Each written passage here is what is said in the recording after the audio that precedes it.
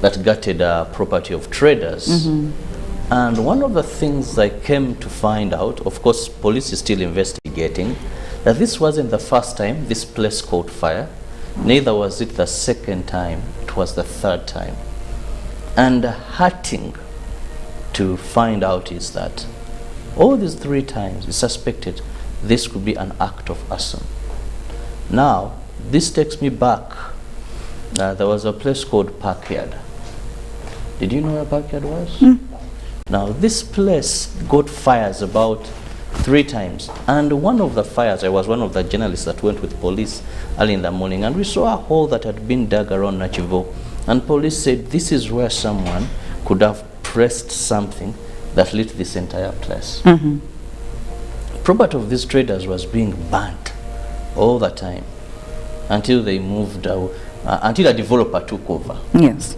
Now, when I was speaking to Saimbu Uhuru, who happens to be the mayor of Kampala Central, he said, you don't have to ban property of poor women, widows, young men investing, businessmen who are running maize mills, those dealing in animal feed. You don't have if you want a place. You know, and this has become a habit. I relate it also to people who ban schools. Salama School for the deaf. Police report came out and it said it was an act of arson. So I'm wondering, what is happening? If you want to construct a mall, if you want to take a if you want to take a plot of land, space of land, this is a place that has about 500 people. Some are running on loans, others, that's where they are getting their bread. But for you, how to bring you? You know, you go into setting their property, billions were lost. Like it used to happen in Parkyard, like we see it in schools. And one thing that came to my mind is, where is the love? Where is Ubuntu in us? That feel someone must go to the extreme and do the worst to achieve what they want. I find that, you know, very disturbing. And I was like, what happened to us? Well, I hate to break it to you, Robert. Lately, everybody has become very selfish, almost everybody, and they are only thinking for themselves, and also the whole mentality of, if I cannot have it, then nobody else will have it. And I don't know what's going to kill this kind of thinking, this kind of mentality, how we're going to make sure that it stops. I don't know who's going to do that, but at least one thing is certain: we just need to pray. And we get rid of that. It's actually a vice, I should say. It's a vice, and it's not even a character failure. It's something that people have actually picked on from even the people we surround ourselves with. So people have become very selfish, very, very sad that we are seeing acts that are actually proving what I'm talking about. Well, Felix, good morning. Good morning. How are you feeling? I'm all right. How are you doing? I'm awesome. How is your Wednesday? Wednesday is it's your good. Post-Valentine's. How is your post-Valentine's? It's really good. I cannot complain. How was Valentine? Valentine's was beautiful. It was beautiful. That's good to know. Robert, how was your Valentine's? How was yours? Same. Okay. Well, mine, Felix asked, I want to tell you, I didn't know that there are so many people into this thing. I think I underestimated it. Not until when I went to buy my better half a gift, a present, and a few things, that I saw there was this gift section. How crowded and populated it was. That is when I said, which area was this? Well, I was down Mega Standard Supermarket. No and I was wonder. like, what is happening? Very. It's I no tried also, that is around Luvowa, because there's some special thing I was looking at, Quality Supermarket Luvowa up along Entebbe Road, and I still found that section very busy. Now ladies were the problem there, because I think the men came knowing what they want to buy.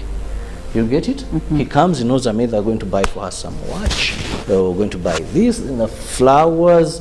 People who are making flowers, though there's something I noticed, I said, Ugandans, you have to get serious. We are no longer people of integrity. Are you aware that these money notes we see, not all are money? Oh, I didn't know. it's for aesthetics. It's only when I went and the guy told me, well, if a flower is going to cost, the entire thing may cost you 150 for original. But we have what will look like. and that can go for 60. I don't know where they got these kind of fake notes, but they look like. So you see 50, 50, 50, 50. Now, and that's what I was And this saying. is Well, where do you waste your time in all that actually, circus? and actually, it's not 50. But when this person having the rose with that man and she's posting, for her she knows. I think they let her know that well they could be 30, but the rest is.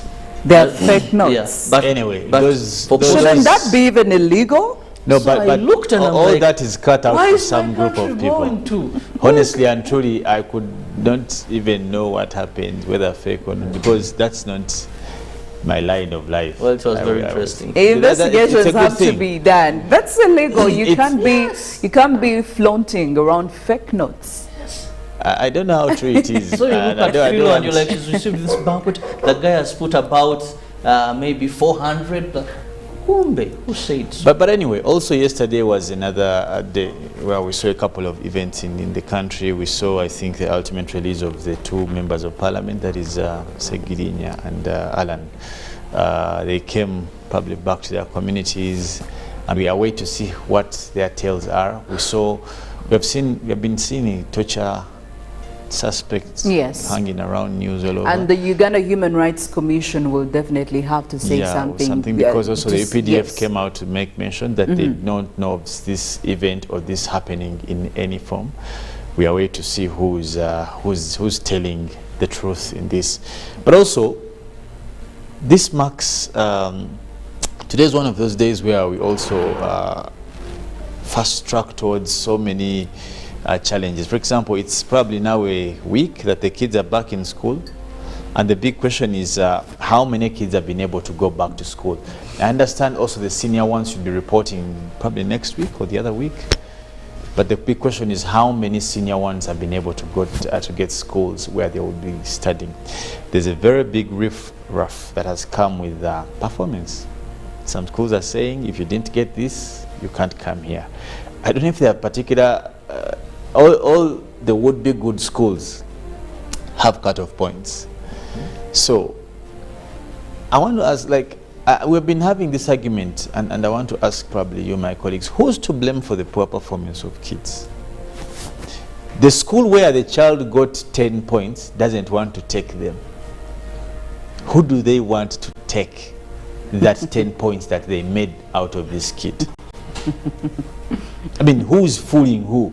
You've had this kid from P1 to P7, and let's imagine they got, let's say, the best is 4, and someone gets 10.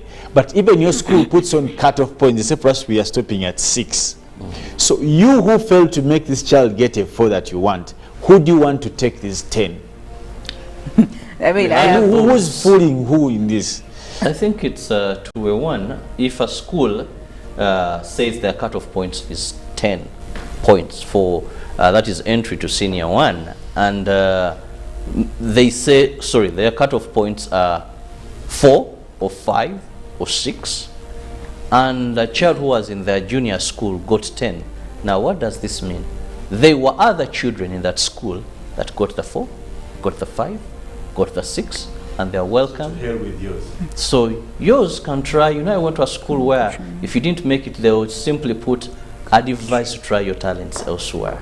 That was Legia Senior Secondary School. If you never made the average, What's the cause of a child continuation. failure? Do you think it's a uniform approach or the uniform failure, that it's about the child? Don't you think who holds the bigger contribution when a child doesn't make the performance, what they call failure, but I mean to the expectation? if they don't perform to the expectations. Where do you place the higher responsibility in the child's failure to perform as expected, in your opinion? There are many factors. No, that but make where do you place the most? I don't think this is a black and white Yes. situation, Felix, because if you say it's the school, some of those schools are producing children genuinely performing well. The same school where you find a child who has been able to get 8 in 8 is the same school where you find a child has gotten what, a 3rd grade, and you're wondering, these are two children in the same school, probably in the teacher. same Same class, opportunities, yes. having the same opportunities.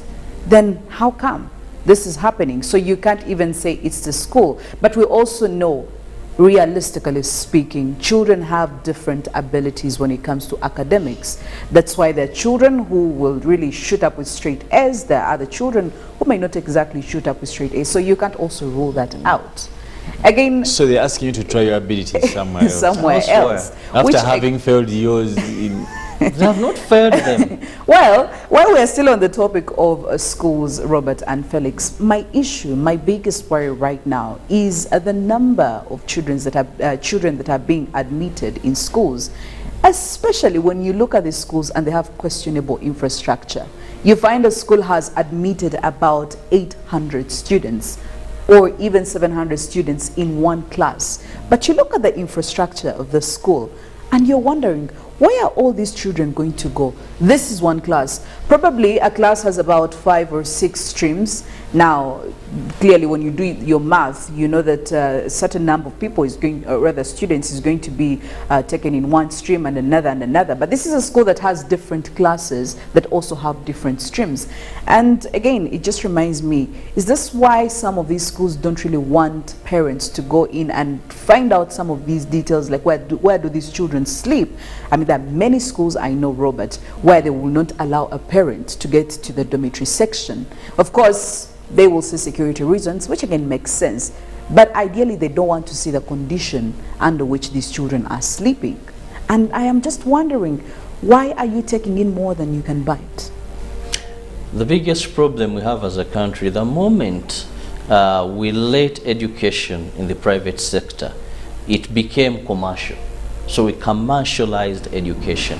That today a person does not start a school with the sole purpose of educating children.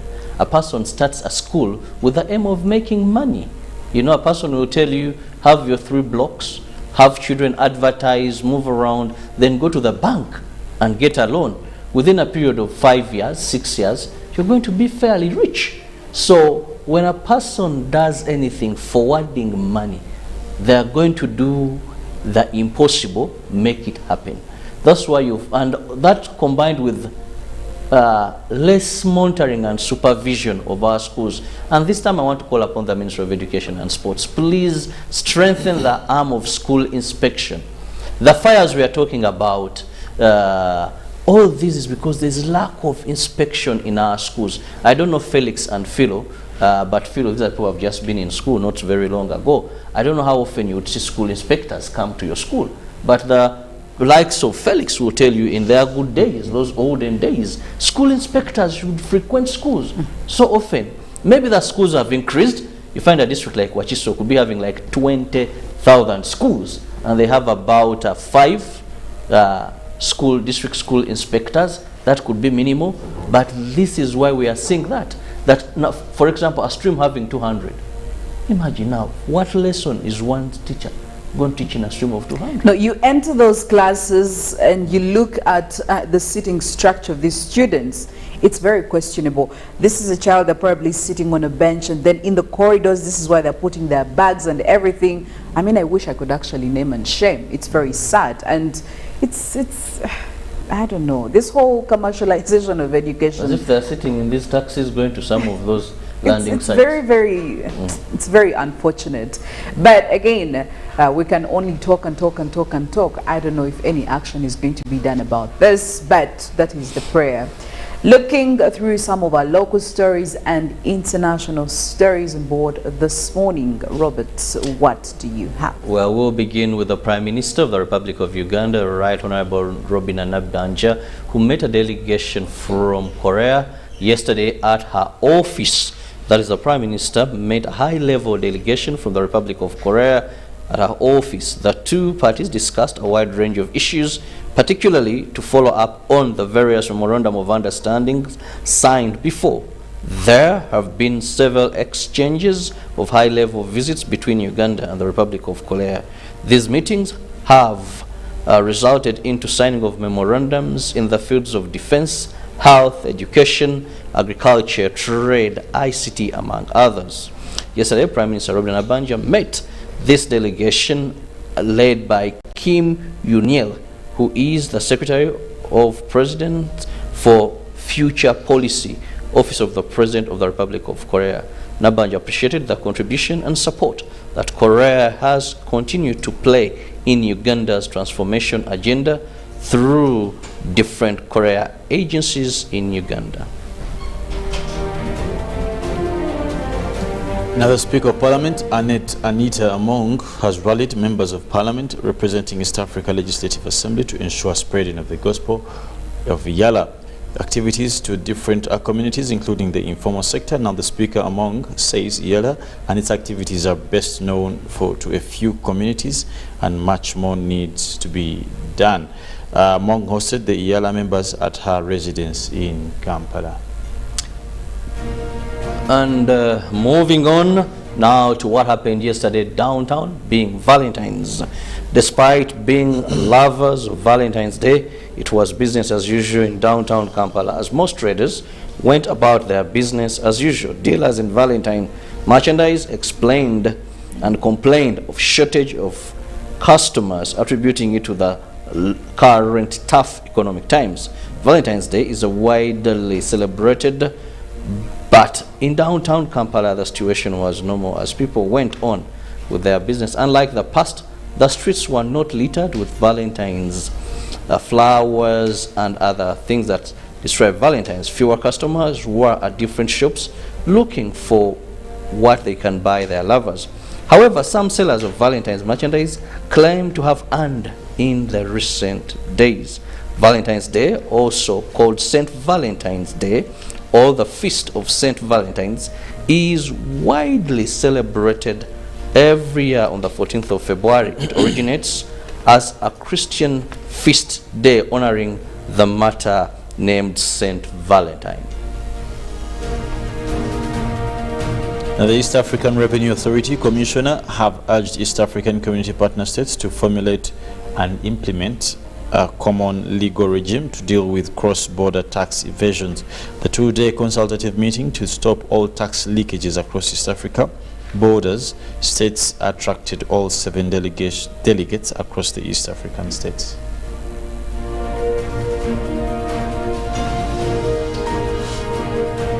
And looking at the global news, New Zealand's Prime Minister says Cyclone Gabrielle, which for days battered the North Island, is a weather event not seen in a generation. Chris Hipkins' government earlier declared a state of emergency, only the third in New Zealand's history. At least 3 people have died, and about a third of the country's population of 5 million live in affected areas. On Wednesday, the cyclone weakened and moved away from the North Island, but many people remain displaced.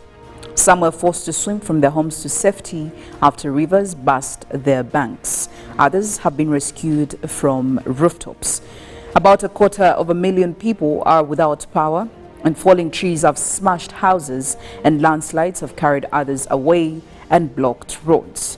The storm's damage has been most extensive in coastal communities on the far north and east coast of the North Island, with areas like Hawke's Bay, Coromandel and Northland among the worst hit.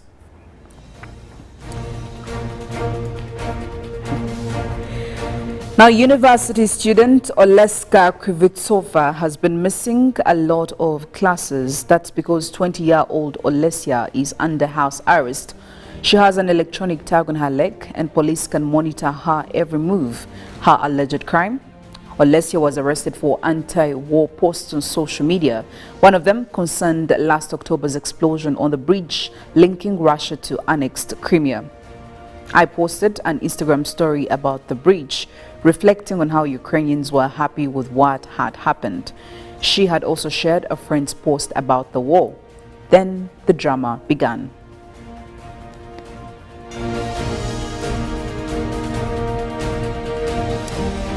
Well, looking at South African police, they do say evidence gathered so far leads them to believe the killing of popular rapper Aka was an assassination. KwaZulu-Natal Police Chief Nelahla Mukwanazi said the gunman had approached Aka from behind and shot him at close range in the side of the head.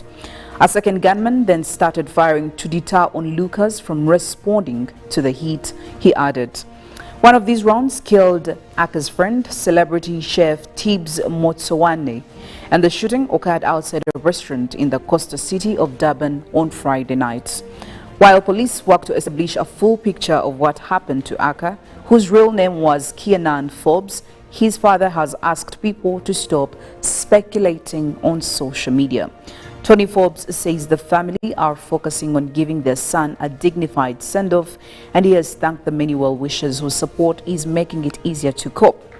He has also said he has also paid tribute to Motsowane, saying he was like a brother to his son. No arrests have yet been made.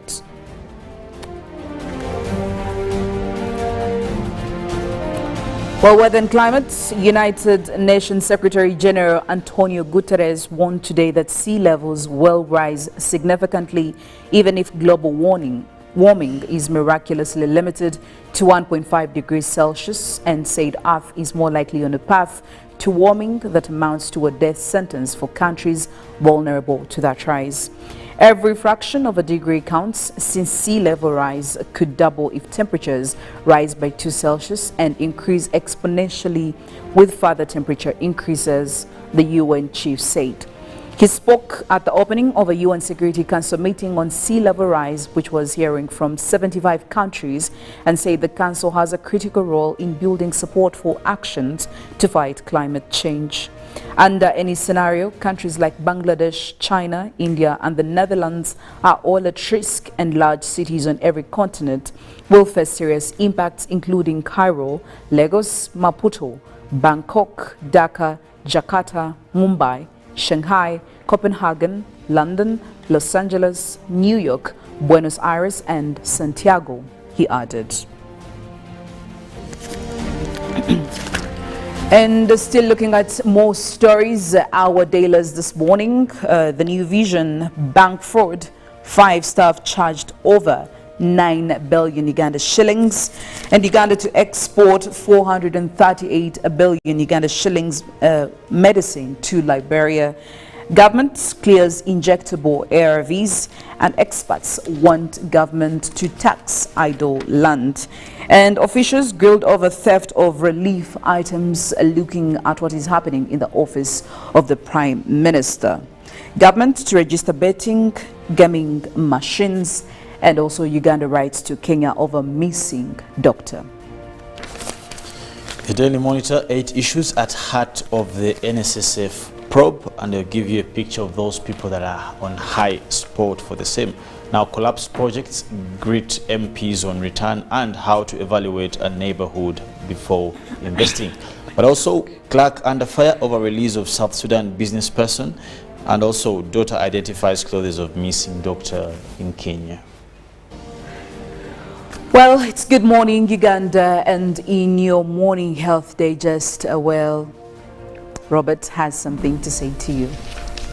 Well, I have Hallelujah banana juice drink, Hallelujah tamari, and Hallelujah ginger tea. These are immune boosters at just 1,500. Get yourself a bottle. We are going for a short break. When we get back, we still have quite some good discussions that matter in the morning between myself and Felix, and we'll be seeing you then. Good morning.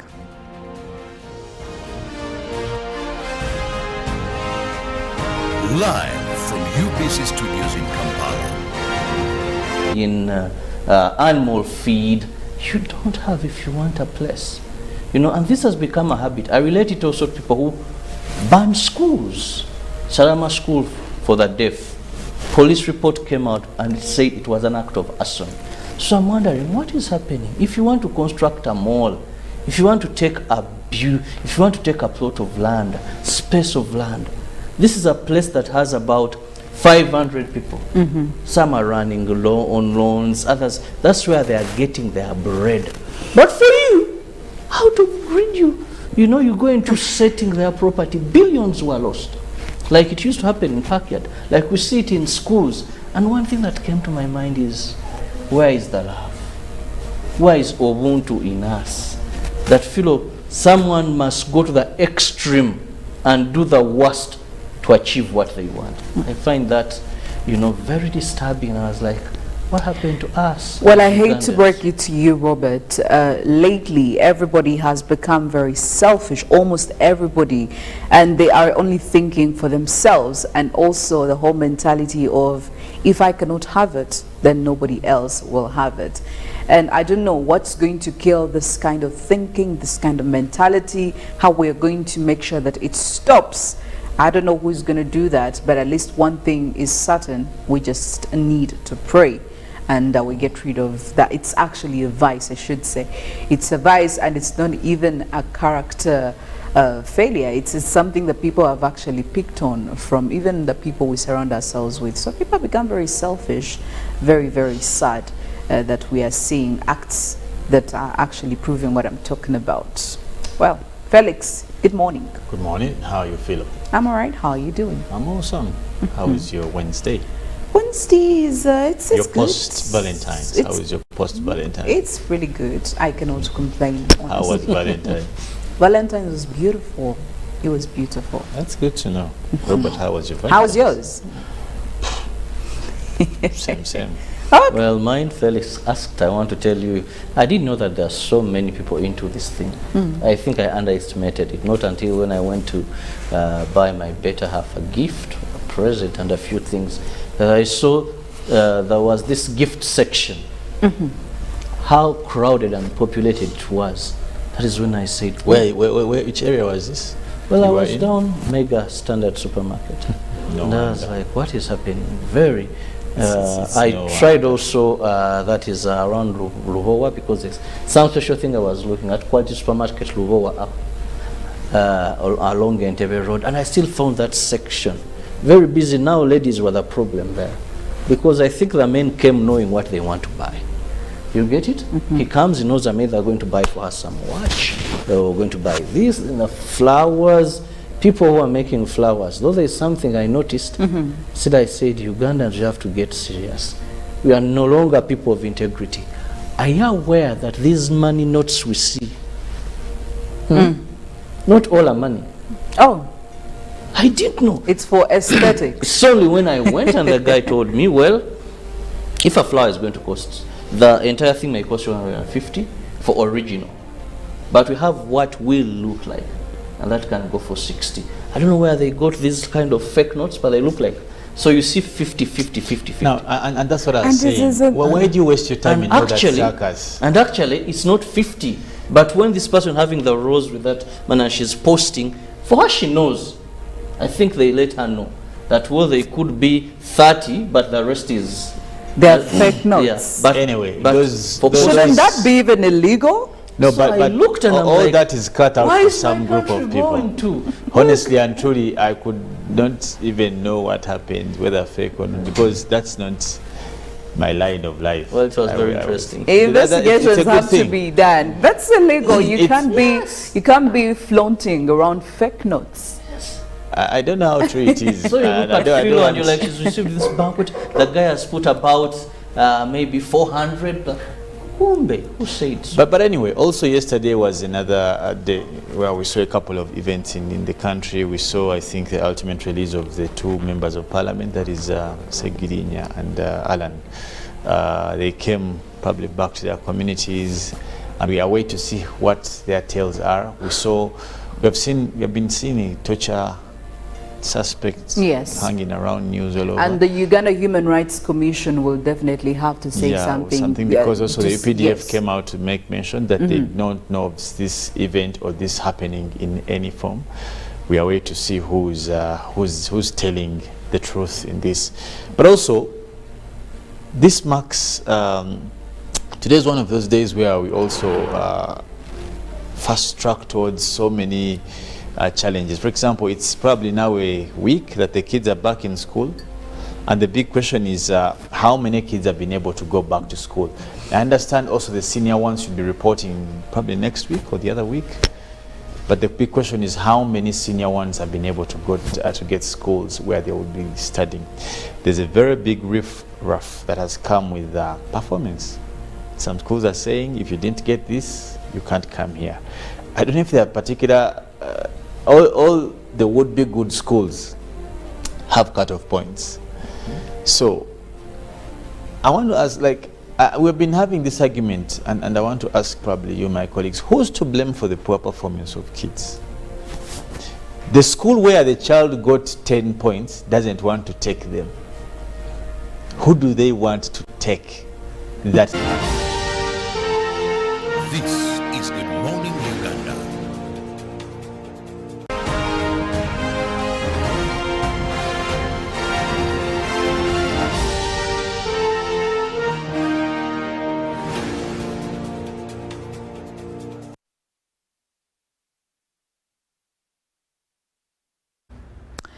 Good morning, Uganda. Welcome to the newsreel this morning, where we do have discussions that matter in the morning.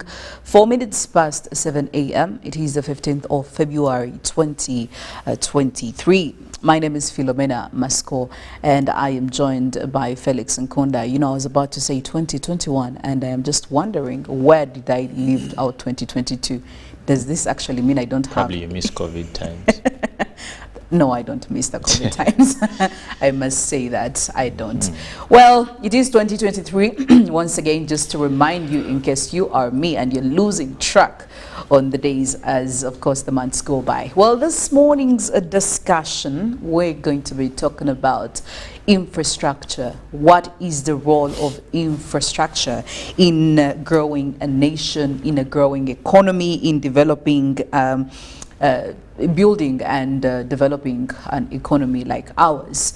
When it comes to infrastructure, definitely these are basic physical physical structures that help in facilitating and also operations of a country or a society. And definitely we know that this comes at a cost, but also we know that they do have a lot of contributions. But this morning I want us to look at the facts based around transformative infrastructure. This, of course, looking at infrastructure that is resilient, infrastructure that will help in the short and long term for any country or for any economy at that. And how basic is it for us to access that kind of infrastructure?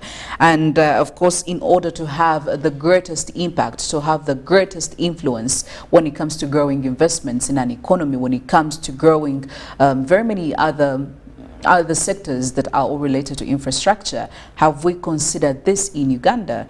Do we have transformative infrastructure in Uganda? Have we invested in that? Is that what we are looking at right now as an economy? Or this is probably a dream we're looking at in the long term? And when I speak of transformative infrastructure, definitely I'm looking at that kind of infrastructure that gives a lasting social and economic value for everyone, and it should be inclusive. Everybody must be a big beneficiary of this kind of infrastructure.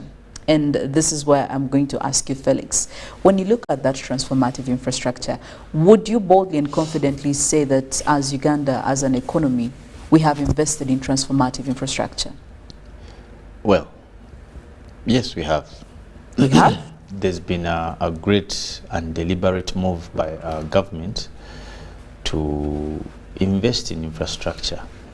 And if you're keen to notice, one of the biggest chunks of our budget goes to infrastructure development, and that stresses from communication, roads. You look at roads, you look at power, things like dams and all these kind of things.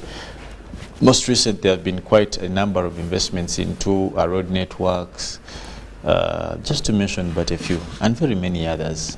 You've heard of factories, yes, and the introduction of industrial parks, and all these work together for the good of ascertaining that there's a bit and fair development. Because when you deal with infrastructure and you grow it, you have guaranteed and ascertained that there's going to be a quite thorough appreciation of things like movement, probably communication, connections, and later on, of course, jobs, and of course easing life for the Wananchi and other people.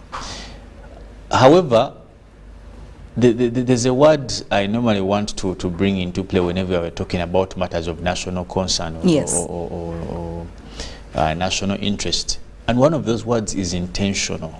And I use that word technically to bring out a particular known concept, that it is good that we have chosen to do some particular infrastructure.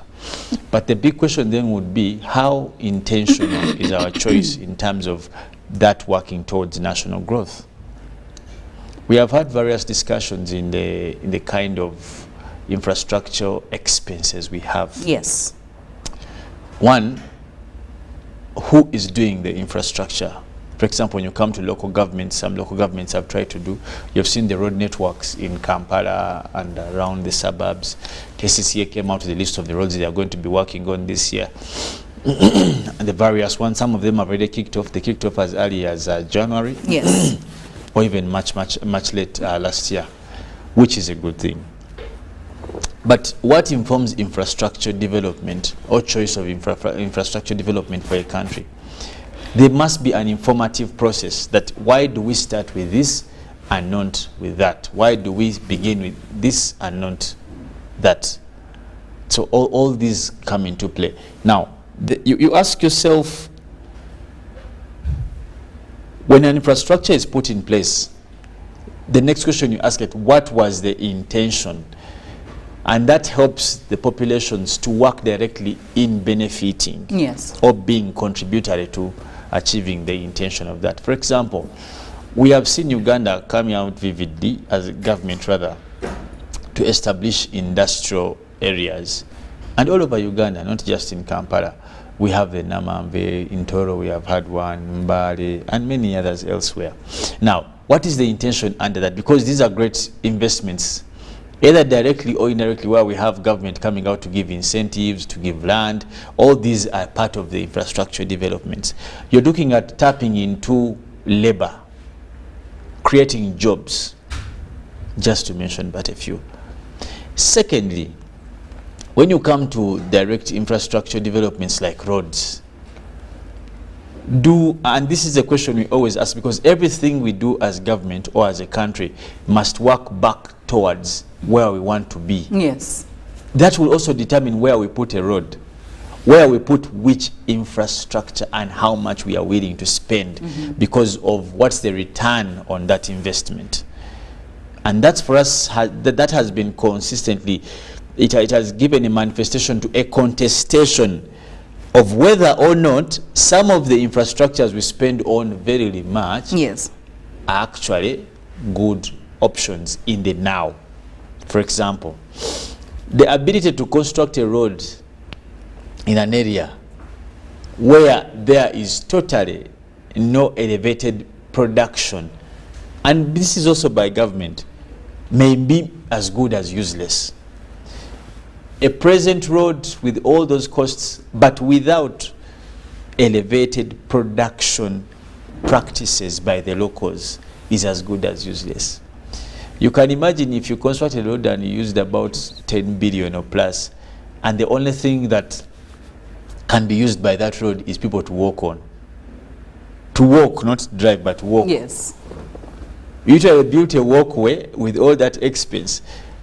But what was in the contemplation of thinking that, how about we spend these 10 billions and more in this area? Because what comes first? Is it the road or the empowerment? What should come first? That's the question. And this is a case that we have seen in many areas of this country. You go to an area and they have a very good road, and that's the only tool of attraction they have in that area. And the only pride they carry, between Lugudo. At the end of the day, what is the Lugudo for? What's the use of that? So going forward, we have been also trying to have to look, we want to start looking into the concept of discussing. We need to have a balance. What comes before the other? Do we first do a mass sensitization about how we bring these people, locals, into production? Then we can give them the roads, or we give them the roads, then they'll sort themselves. Now, infrastructure can only be meaningful if it turns people's lives around. Because personally, I do believe that when we are talking about infrastructure, it should have the ability to, you know, be able to transition from being, actually transition to being resource efficient, and also be very flexible, and not just only for the time, and be able to even when the future generation comes in, even when we have new technological developments, it should be able to, it must be able to fit in directly in those. That's what I'm saying. Changes are necessary. So there must be an element of anticipated growth, because we will, and this is where we normally miss the point. We would want to see a research carried out before we go into such an investment. How many times do we have? These are public researches, because you may need people's input at the end of the day. For example, if you're going to do a road from, let's say, Kampala Buwambo, Kampala, there's one that we saw from KCC, I think Kampala, Chitezi, to Buwambo or somewhere. You must inform yourself about what will that benefit in the short term, in the long term. Because when you have, let's say, when you have a university in the place, does it guarantee for you to build a road? Is that good enough? Those are the questions we ask. Okay? What is the relationship between you putting up a road and community development? Is it a direct effect, or is it indirect, or there's actually no effect at all? Now, infrastructure is only useful when those questions are answered. Otherwise, we are going to, and as I've always told you, development in third world countries always crashes with political appeasement. Yes. You can imagine in this country, it's a campaigning point for politicians to promise roads. Which wouldn't be a bad thing if it was implemented. Very lousy thing. Let me just tell you. If it was implemented. Let me tell you. Yes. And now that it's not just about implementing, Fido. Yes. It's about research. There are two things in governance that we must distinctively utilize. One, what does the population need versus what does the population want? Most recently, we have also added, what is the politician using? The politician never comes with a need. Yes. They come with a want, because a want is more exciting. You've had people, I want a car. Do you need a car? These are the questions. Now, normally a want is appeasing, it's at the face of it, it's simple, it's a quick fix. But a need could be long term. That's why the contestation between needs and wants has totally been abused by politics. Because as I've told you, a politician will come and say, because there is dust, the presence of dust does not warrant need of a road. That is not enough. That's why I'm saying we need now to backtrack and have a discussion into first understanding how empowered are these communities we are giving these huge infrastructures. Yes. Because it may be good for political use or for political popularism, but it is not good for socio-economic growth for the region. As I've told you, if you have roads built with over billions of money, and the only usage of that road is for people to come and bust their jiggers, you know. But I understand what you're saying. And it becomes as good, and this is investment, in money is being spent. But how about use the 10 billion and plus, Philo, to say, before we get the road, how these people here in this region, they are doing a lot of maize farming, but they can't add value. Let's put maybe millers here, about 5 mega huge projects. Now, after they have something they are doing, we shall talk about the road. Yes. But if we don't empower the community, infrastructure works within. The roads look beautiful, by the way. We love, when you look at I've been seeing here on the screen, is it the express highway? Yes, it's very beautiful. It's very, very beautiful to reduce congestion on the main highway to Entebbe. But how much money the congestion has its challenges, but is it a major problem in the country vis-a-vis the investment? You see, people look at infrastructure diversionary. But it's not just about the beauty. We must attach this infrastructure to some economic, socio-economic. Yes. If you have an oil region, isn't it important we put the roads right? You have a national airport, that is important. But when you go to the localities, you're talking about Mfufu, Atukolere Oluguudo. How, for what purpose? Is it good enough for us to say that Mfufu vis-a-vis? So we must first of all understand that some localities must have some sort of empowerment in terms of production. You know, when you travel to some of these modern first world countries, you notice that they have long ago done away with these things of everyone coming to township to work. You go to places like Guangzhou, Xianhing. Let's even go, let me take you to Asia. Let's go to Europe. Jam is there, but it is for other reasons. It is even predictable. But people have been empowered to do work in their small confinements. Yes. You can sit at your home and be productive. What is happening with us here? You will have a family that has 7 cars. God bless them. Who knows how they got them anyway. One car delivers one child in this school. The other one delivers in the other school. Yes. The father drives his car. The mother drives his car. This probably with new graduate is driving a car. They have 6 cars on the road. One family, 6 cars on the road. But they're all going to town, to this probably the same area. Yes. The reasons why we have really, jam in this country are not, by the way, the same reasons abroad. No, the reasons here are because someone is driving in a wrong lane, for starters. There's someone who wants to overtake from this, like all these challenges. But these are the reasons we are giving for things like requiring for probably new roads or something. Let's cross over to industrialization. We have opened up industries, many. But how many of our people in this country have been assisted to be part of the production chain in terms of supply, either at the beginning or even at the end? Look at how many Ugandans supply raw materials to Ugandan factories. The industrial parks are there, they are good. But how many Ugandans are supplying raw materials? Let's ask that question. I have heard even simple things like, I've heard some of the flowers people were getting yesterday, some of them are not even from Uganda, They're they are not from Kenya. Uganda. I mean, we've had stories the about hell is where that? some of these, even looking at maybe in the food industry, some of these hotels don't really get Chicken, like they don't get the food, local food from here in Uganda. How do you import chicken from South Africa because probably you're a South African company? How is that even acceptable? Chicken. What does it take to rear a chicken? I mean, we have many people really struggling with that business. Yes, into the whole poultry farming. You are still importing milk. But we're talking about infrastructure. How do we utilize our infrastructure? Milk in Uganda, you import milk.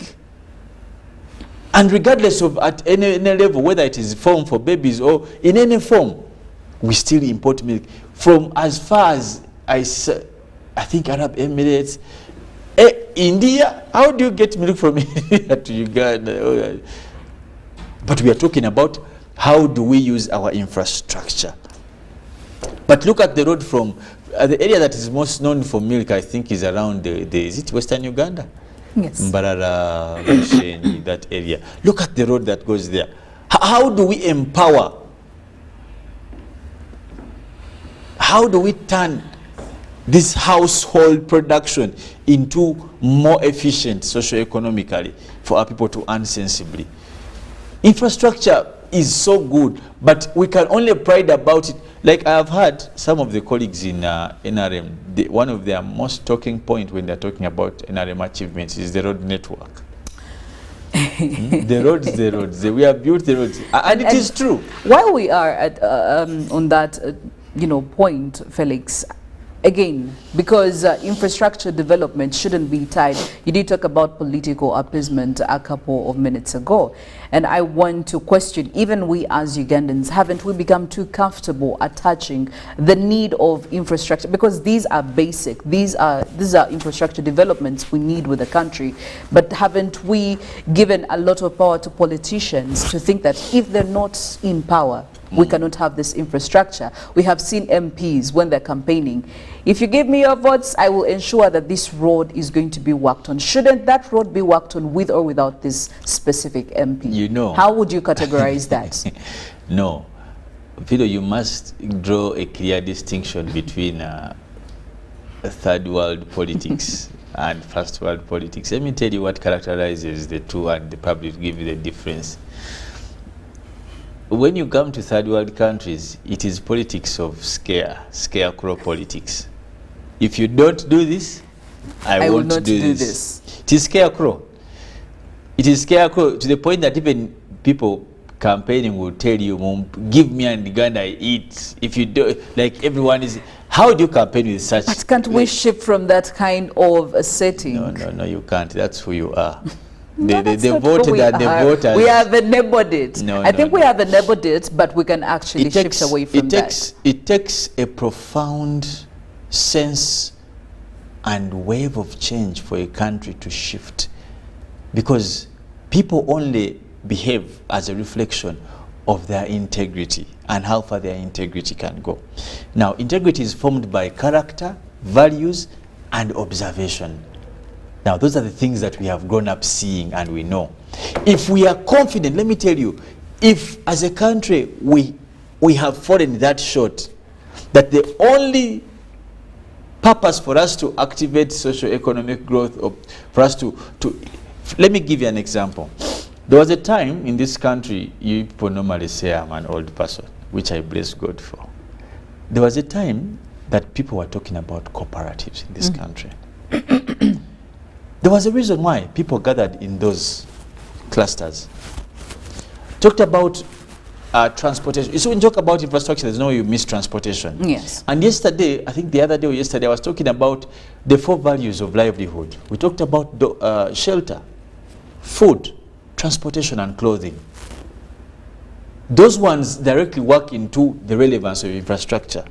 And those values, what we call a welfare economy, that should inform the kind of infrastructure development. For example, Philomena, how is it easy for you to move from Kampala, let's say from your work to here? How easy is it? There are some places in this country where even there are no public means of transport. Yes. None. And you'll know that you tell your taxi. Now, if you want to deal with what informs what kind of infrastructure we get as a country, should be in line to answer a welfare life, a welfare economy of any other. The welfare, yeah, but even a poor person, of living. even a person Yes. who doesn't have a very good job, should be able to move from one point to the other. Because people make movement for various reasons. Could be for health reasons, could be for work reasons. Just to mention but a few. Imagine if we had a train that links Kampala suburbs, and it was at a cost of not more than 1,000 shillings. It links Kampala and the suburbs, like we have here from Kampala to Chireka. There's probably Mukono. Then there's the other one from there. Like there's that linkage. You can link Kampala in terms of infrastructure movement. How easy it would be for anyone to come to town and fend or go out or wherever. What? Let's look about infrastructure in terms of feeding. On the shelves of Ugandan shops and supermarkets, if you're to shop, how many of people who do shopping in the supermarkets, in your basket, how many products do you have that are made from Uganda? Because that is also informative for us to if we're doing our survey. When you go to buy foodstuffs, Philomena, in items of 10 items, how many of them are Ugandan items? Apart from a lot of porridge on supermarket stocks, I've seen lots of porridge. Well, the locally produced. No, uncle porridge, sister porridge. There are a lot of porridge. I don't know if Uganda is producing porridge, soya, millet, porridge, soya, which is good. But what else is on the stocks of supermarkets that is made by Ugandans? Let's be, when you go to rice, if the words are even in Chinese, I don't, they're ling long, long rice, what? You wait to see a rice, maybe Masiko rice or something. How many? When you go to Posho, I think we have Maganjo, and most recent we have this one of man, it's called, there's this white one, something. Yes. You go to other foodstuffs, you just go, and any, can challenge any one of you. You go to any supermarket of your choice and just walk through the stalls. How many products are on the shelves that are made by Ugandans? That should inform where we should put the money in terms of production. In terms of production. We have talked about people here in Uganda, everyone is holding a smartphone. How hard is a smartphone to... Because that's where the money is. Someone holds 7 phones in a year. Well, we are talking about role of infrastructure to nation building and growth. What importance, how imperative is it for you to have a very good, strong and resilient infrastructure setting in a country or in an economy like Uganda? 0709602592. Get onto Twitter, hashtag UBCGMU. Let us know what you think and how we are doing on that rather as a country. But one of the biggest challenges here, Felix, I know for sure here Uganda is definitely, when it comes to infrastructure development, we are looking at a weak financial oversight. And now for us to have a very successful infrastructure development, I mean, it requires a number of things, inclusive planning, transparency, when it comes to disciplined oversight, when it comes to tight budget controls. And I feel like these are some of the areas where we have tremendously failed as a country. And I would love for us to cite out why have we failed, and yet we know that these are the key areas for a country that is looking at having a very dynamic yet very developed infrastructure setting. Why are we failing at these specific areas? One is something we touched yesterday. We have the wrong people and the wrong officers in this country, and that's common knowledge. As I've told you, whenever you have a bigger yearn to maintain political stance, you can never have socio-economic growth in the same equation. I don't know if I bring it out clear.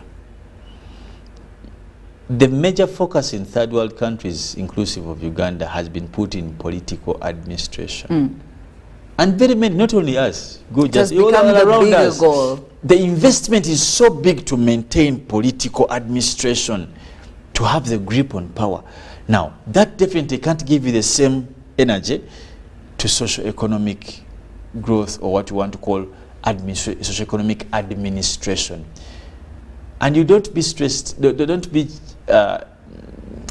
amused when you see that even when you review the budgets of some of the countries, you will notice that much of the expenses lean towards political assertion than socio-economic administration. And that answers the question you're asking. In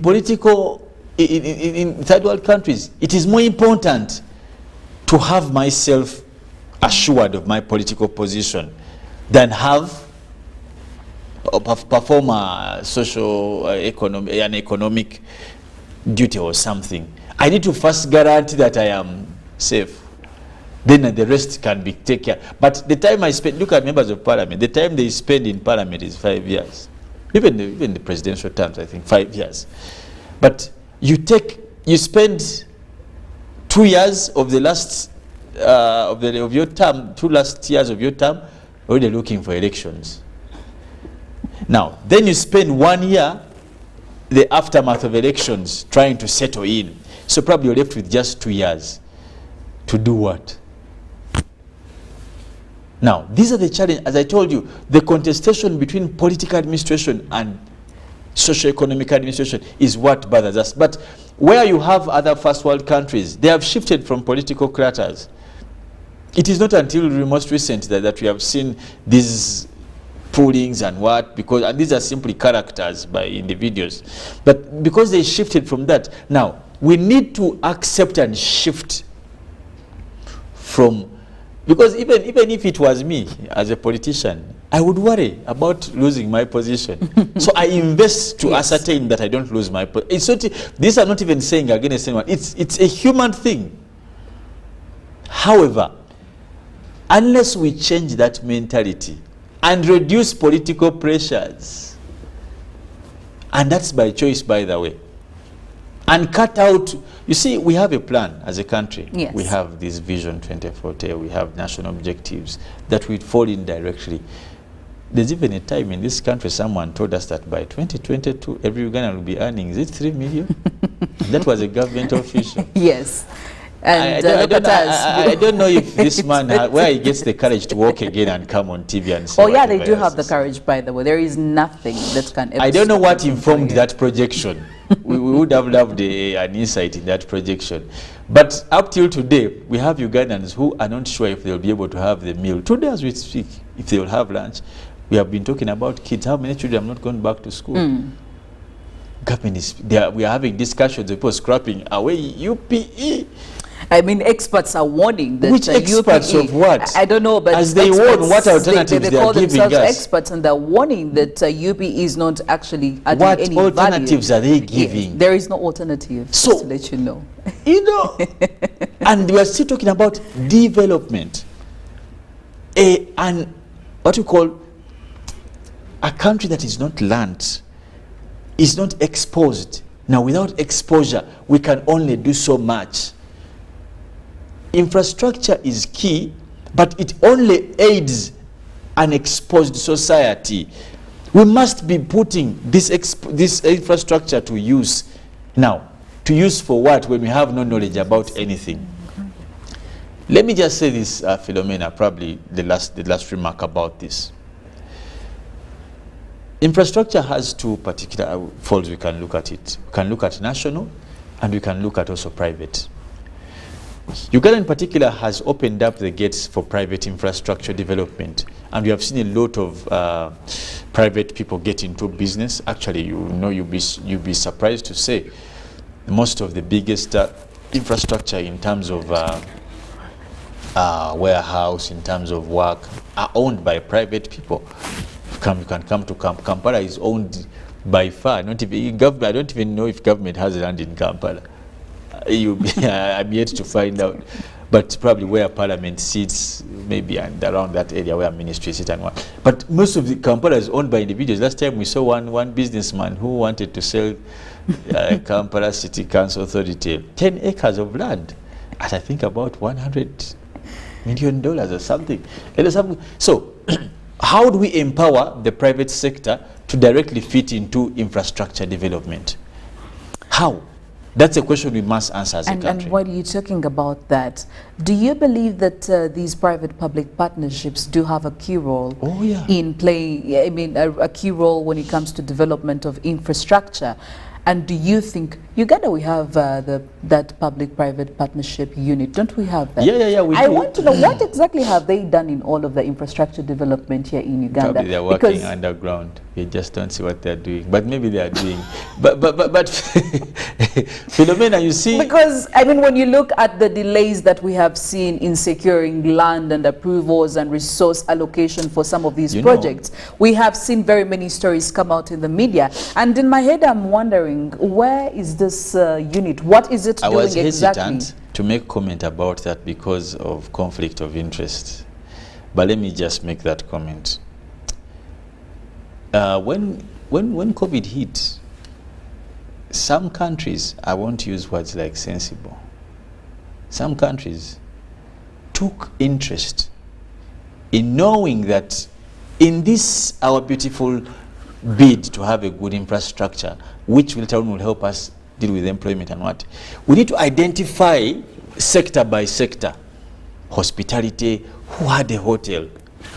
You know, you go to production, manufacturing, who was producing, like people who are producing posho, and like, then they went on and said, no, we must assist these people stay in business, because they are part of our infrastructure development journey and what, how do we make sure we empower them to stay more in business? What was happening in this beautiful country? You'll cry. You talk to business people. Phew, nothing. No one cares. If you fail, you fail. Sorry about you. But we over move on. 1,000 Yes. companies closed. Where are the employees? No one. No one is discussing post-COVID effects. I think the government came out to say we put some money in the Uganda Development Bank. That can't be all. Every problem can't be solved by money. Yes. We have been talking about... Also money, we are not sure that it will do what it's supposed to do. Because now, today, the effects of COVID are becoming real, are being realized. Because people now are no longer able to purchase. If a hotel, and I speak from a hospitality, because I have directly related with them. People used to sit and eat before COVID. On a Saturday, you would not get a place to sit in any hotels or restaurants. But today, you have even to walk, you can book 70 without a cost, because there's no one. But these are the people, we are making it hard for the private sector to partner with government and assist us in building infrastructure. Look at, for example, the red tape that comes with things like construction. Someone is bringing development in an area, but the local officials are fighting this person. Taja kuzibao. You have to be, what, permittee, you permittee. Look at the roads. Can you imagine people have been asking to make their small roads professionally, and they tell you, no, let's make this road from the... Is a movement of people. For example, for you to move from a place like Chitezi to Kampala, it will take you about 1 hour. Yet, it's not because there's jam, but because of the potholes. Go to Sapolo Kagwa here. In this stretch from LDC, you go down, yes, the one that links you to Nankurabi traffic lights. From there, just around Multitech. There are major potholes there. Major. Those are like graveyards, man. You die, come to life, die. But then it will take you about 30 minutes to drive from just that point to Old Kampala police station. Go to, let me, down here, Bugolobi Motive, where there is Motive. Dude, you're just swaying in the road. Like you're playing hide and seek. Now, this infrastructure talking about, if you empower private sector, the people who are having business along those roads, Yes. KCCA can come up with an ordinance and say, before you can do, countries have done these things. Yes. You can say we have allowed private people to put up infrastructure developments as long as they are guided and they have submitted plans to the authorities. Because the people who actually What are have you the hiding? resources, they have the And resources they are willing. they're willing to do that, but they're being frustrated. Then you say local by the government long can't allow you bureaucratic to make a processes. road? Why? What do you mean? What are you hiding in these roads? What do you put down there that you want people to know? Well, it's good morning, What- Uganda. what's the Time is science in exactly this? on our. I feel like we should have a continuation of this conversation tomorrow because there is quite a lot Yeah, to talk about. it is But what it is. one thing I know is that when we talk about the public-private partnerships, they do work well under very strong regulatory environments, which are really quite lacking here in Uganda. And I mean, this has really tainted their I name thought you as said well. Ugandans were paper tigers. You know what? We are going to- Have you met cases here filling potholes with soil? And Well- there's a whole team of about 40 people. Seriously, filling soil in a road that has, and then they bring a compressor, they have a tractor, an engineer is Anyway, we could go on and on and on. But right now we're going to take a look at the stories in the Daily Nation and the Citizen. And starting off with the Daily Nation, KCPE scandal, crisis of confidence. Education CS Ezekiel Machogu tells schools to validate exam registration data. And looking at Ruto, church to be central in national affairs. And of course, Ruto scores 2 quick wins against Raila, and KDF boots hit the ground in battle against bandit menace. The Citizen, how Tanzania can attain new development levels, and the 4 trillion Tanzanian shillings revamp of electricity grid means. What does that mean? And the EAC unveils fresh plan to boost remittances to the region. Well, Molen coming in with weather and climate. Good morning.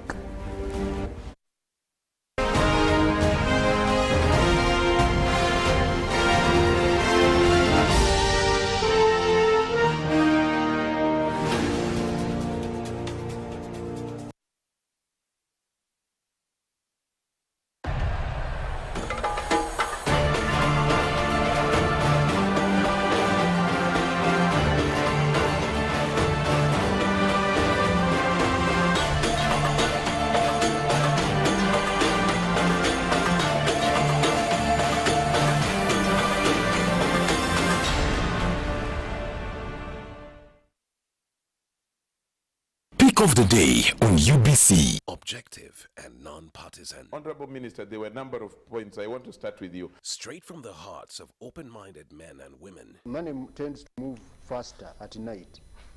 So when people are not counting, Don't take it for granted. Candid and authentic. because Uganda is not Thailand. That's not correct, and we should stop that kind of mentality. So what I'm saying That's is a trick question. Don't answer. I'm not getting into that. I'm not getting into that. Tell him you speak low. I think that's where we are beginning to have a problem. Was brought to you by Get away with MTN Momo Advance. Momo Advance tops up your Momo to complete your transaction. Dial star 165 star 5 star 3 hash to apply. MTN Momo Advance is always available when you need it.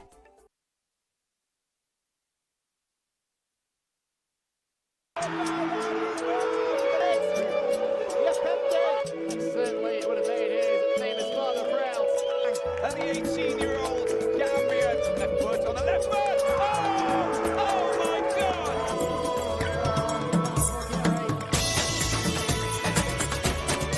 The penalty area. That is sensational. The Tunisian defence have been caught out. Caught goal. It's a brilliant little.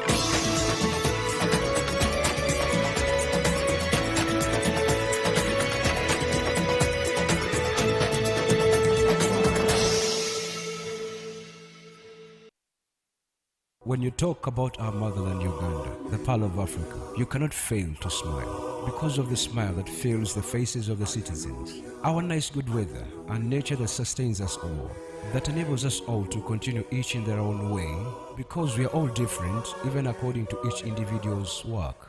But what joins us to become one person is the sweetness from the flavored drink Alleluia Jingati drink and Alleluia Tamarind drink.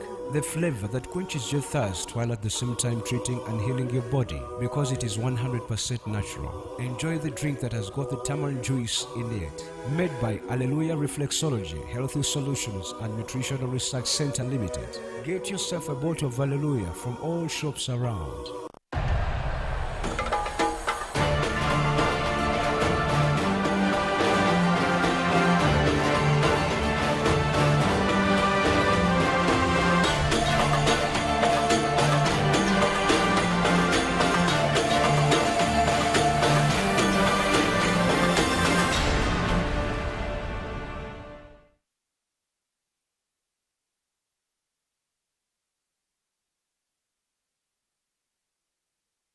Frantz Fanon said, "Each generation must, out of relative obscurity, discover its mission, fulfill it, or betray it."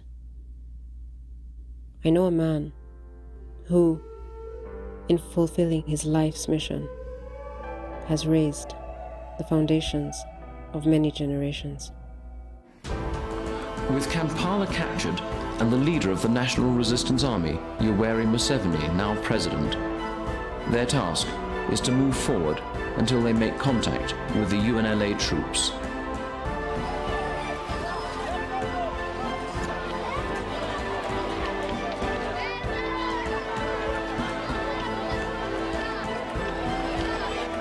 Do you see the NRM as being naturally aligned to either the East or the West in particular? No, we are aligned with Uganda and with Africa. This assumption of the Western countries, or of some outside countries, that we must either be for the East or for the West, is actually racist, to say the least, because we have got our own interests, and these are the ones we are pushing. And if we have got allies those who agree with us, as far as our interests are concerned, then they are our friends.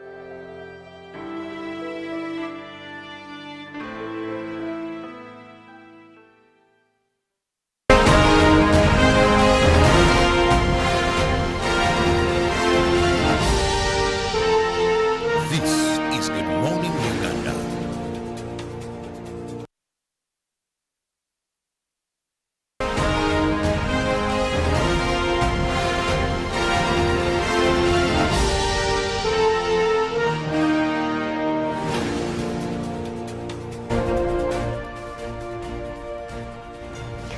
Yes, good morning and thank you very much for staying with us here at Good Morning Uganda. Right now, we want to take a look at the situation on the road, looking at our traffic updates. For now, we'll be starting off from the areas of Nsambya. If you look at Gaba all the way towards town, we're looking at the areas that could be quite intense in terms of traffic, and ones that you might need to look out for this morning if you're actually traveling into town. Now we're looking at Gaba Road all the way. If you're passing the side of the upper Gaba side, it looks like that road is quite clear, indicated by the green lines, but only a few distances where you have a bit of orange, but looks like that also does clear off. But also again, if you're using the Nsambya Road coming all the way from Makindye, that side is actually looking like we do have a bit of clear traffic. You're looking at areas of Hanlon Road. It looks like that is quite clear for those using the road towards town, and also if you're leaving town, that road is clear for you to use this morning. Now, in Nsambya Estate Road, that is also quite clear. It does get a little bit of intense as you connect from the road coming through from the Gaba Road. That is where you have a bit of traffic. So if you're joining those two roads, there is just a small distance of intense traffic, but that does clear on as you continue with Nsambya Road into town. But also as you head towards town, now that is up to the junction that joins Mukwano Road and also Nachivubo Channel, you look at that area right there as you headed towards there. It has clear traffic, although you will again be looking at more traffic building up. Now that is coming all the way from the Crook Tower. That is where you have a bit of traffic. So if you're using that road joining into Entebbe Road, you might want to expect traffic right there, and that is one that you could actually try to avoid. Nachivubo Road also looking like it has intense traffic this morning, so that will be one for you to consider. In terms of traffic, you know that it might actually delay you. But again, as you head into town, you look at Kampala Road also having a bit of quite intense traffic that is along the City Square side. But away from that, as you head towards Bombo Road, that looks like it is likely to clear from that place. Want to also look at the weather situation over the country right now. We'll be tapping in from our satellites. That is for this morning over UMISAT, showing us what is happening with Uganda's weather this morning. We're starting off with quite cloudy weather that is across midwestern Uganda, parts of central, as well as the western part of Lake Victoria. We're talking about areas of Masaka that crosses all the way towards Mubende, and also towards areas of Hoima, Masindi, Fort Portal. We're starting off with quite some cloudy weather, but looks like most of that might clear on to mostly sunny intervals. Now we're talking about most areas that are indicated by the white colors on the map. That is where we do have a bit of cloudy weather, but we also have a few dark blue colors right there indicating intense clouds and mostly likely to result into a little bit of a more cloudy weather for the afternoon. But looks like most of that is clearing off, so meaning that southwestern Uganda and parts of eastern central, we might have also mostly sunny intervals. And that does take in areas of Ruwero right there, Nakasongola also starting off cloudy. But on the other hand, for the northern sector, we do have a continuation of sunny weather that is indicated by the open darker colors right there. That is indicating sunny weather. That is for northwestern Uganda, parts of central north, as well as the Karamoja region, Moroto, that right there, starting off with much sunshine. But also we have a few clouds that are starting to develop across Mbale, although those will also be clearing off for mostly sunny sunny conditions for this morning. That takes in the eastern side of Lake Victoria, Tororo, Busia, Uganda, Jinja. We could be looking at mostly a sunny morning for you this morning. Also, we'll take a look at the forecast, and that is the one coming in from the Uganda National Meteorological Authority to also check on the temperatures that we are expecting for this morning. The central part of northern Uganda, that is where we have Jumani, Gulu, Kitgum and Padel. We're looking at intervals of sunny and cloudy conditions. Quite a warm one for you. We're looking at the 31 degrees Celsius for this morning.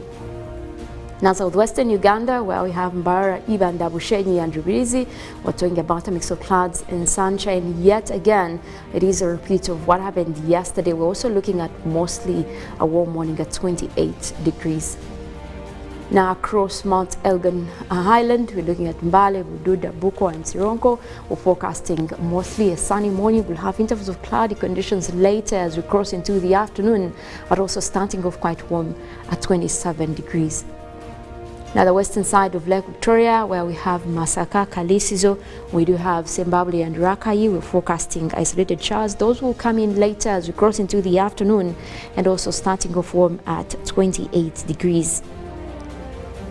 Now we're looking at eastern Uganda, where we have Soroti, Kata, Kuyamuria and Kumi. Also a hot morning over there at 31 degrees and mostly dominated by sunny weather. We'll also be having intervals of cloudy conditions, but that will be later as the day continues. We're looking at the eastern side of Lake Victoria, Tororo, Busia, Iganga and Jinja. We're forecasting mostly a sunny morning over there, and we're looking at a 31 degrees, quite a hot morning over there, and that will cross over into the afternoon. We still expect to have more sunny weather for eastern Uganda. Now the eastern parts of central, where we have Luwero, Woblin, Ziburudi, Nakaseke, we do have Nakasongola in that category as well. We are forecasting a mix of clouds and sunshine, starting off quite warm as well at 29 degrees, and we do expect to continue with mostly sunny weather even later in the afternoon. Now the central part of Lake Victoria, that is where we have Mukono, Kampala, Entebbe and Wakiso. We are forecasting isolated showers. Those will also be coming in as we cross over into the afternoon, starting off quite warm at 27 degrees centigrade. And mostly the southern sector is where we expect to have at least chances of light showers. Otherwise, the rest of the country will continue with mostly dry and sunny weather. But also beyond Uganda, we have something that is breaking through in terms of climate action. And this is when we talk about the future of electric cars and what is the plan to phase out the cars that use diesel and petrol. Now, yesterday, there was quite a good target from the EU after they were meeting on the targets that were set way back. That is when we were having Glasgow, the Glasgow Pact, way back in the UK with COP26. But also a continuation of that was done recently in Egypt at COP27. But during the meeting yesterday, they agreed that they are now putting a timeline on 2035 to phase out cars that use petrol and diesel. And of course, this is all in the aim of looking at how they integrate electric cars into the future now. And the efforts are all geared to combat climate change. Now, the landmark rules will require that the 2035 car makers must achieve 100% cut in carbon dioxide emissions from the new cars sold. Now, which will make it quite impossible actually to sell the new fuel-powered vehicles in that time. And we're talking about a 27-country bloc, that is the EU. So if they now say that by 2035 it is agreed no more petrol, no more diesel cars, it means that it will be a swift integration for them. And we also looked at the way these meetings had been conducted. Before, they were targeting 2030, but then car makers were also brought on board, investors were brought on board, and they said that might not be achievable. Now, they also, in another meeting that sat actually in Brussels, they agreed that they can extend the timeline to 2035, and this is what we're looking at now. It looks like the 27 countries are agreeing that by then they will actually be able to move into the electric cars.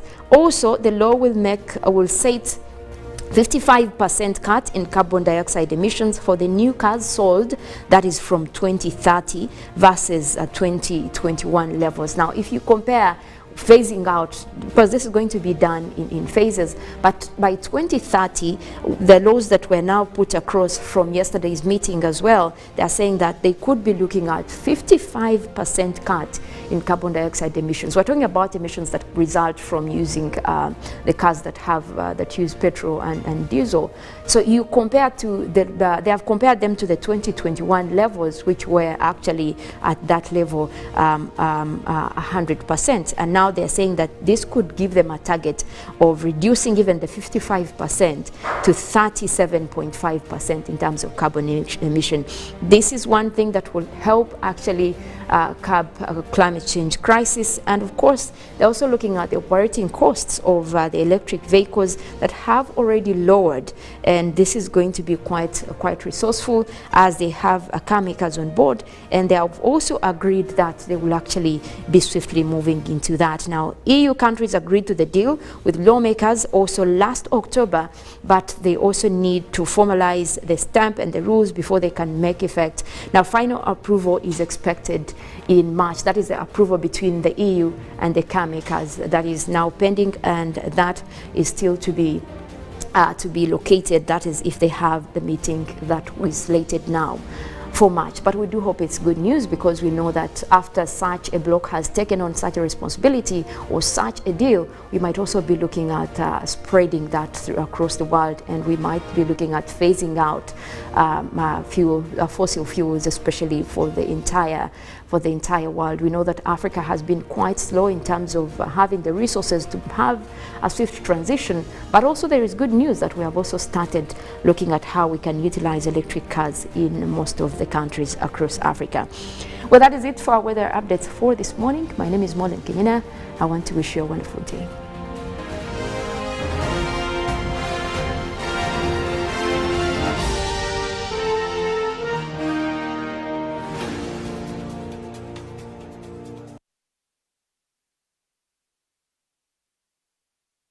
Pick of the day on UBC. Objective and non-partisan. Honorable Minister, there were a number of points. I want to start with you. Straight from the hearts of open-minded men and women. Money tends to move faster at night.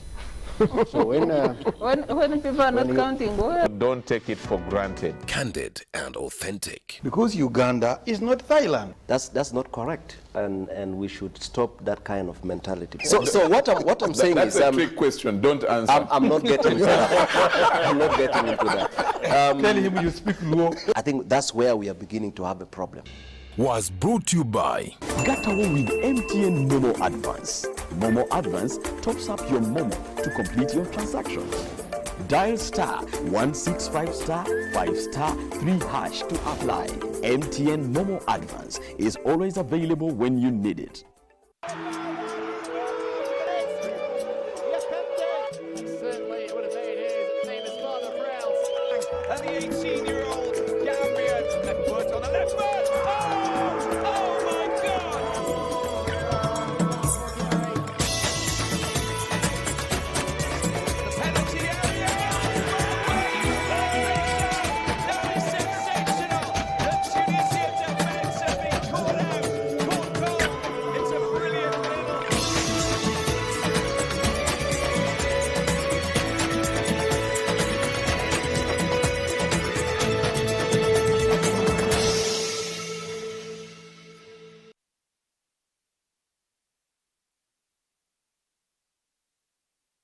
Frantz Fanon said, "Each generation must, out of relative obscurity, discover its mission, fulfill it, or betray it." I know a man who, in fulfilling his life's mission, has raised the foundations of many generations. With Kampala captured and the leader of the National Resistance Army, Yoweri Museveni, now president, their task is to move forward until they make contact with the UNLA troops.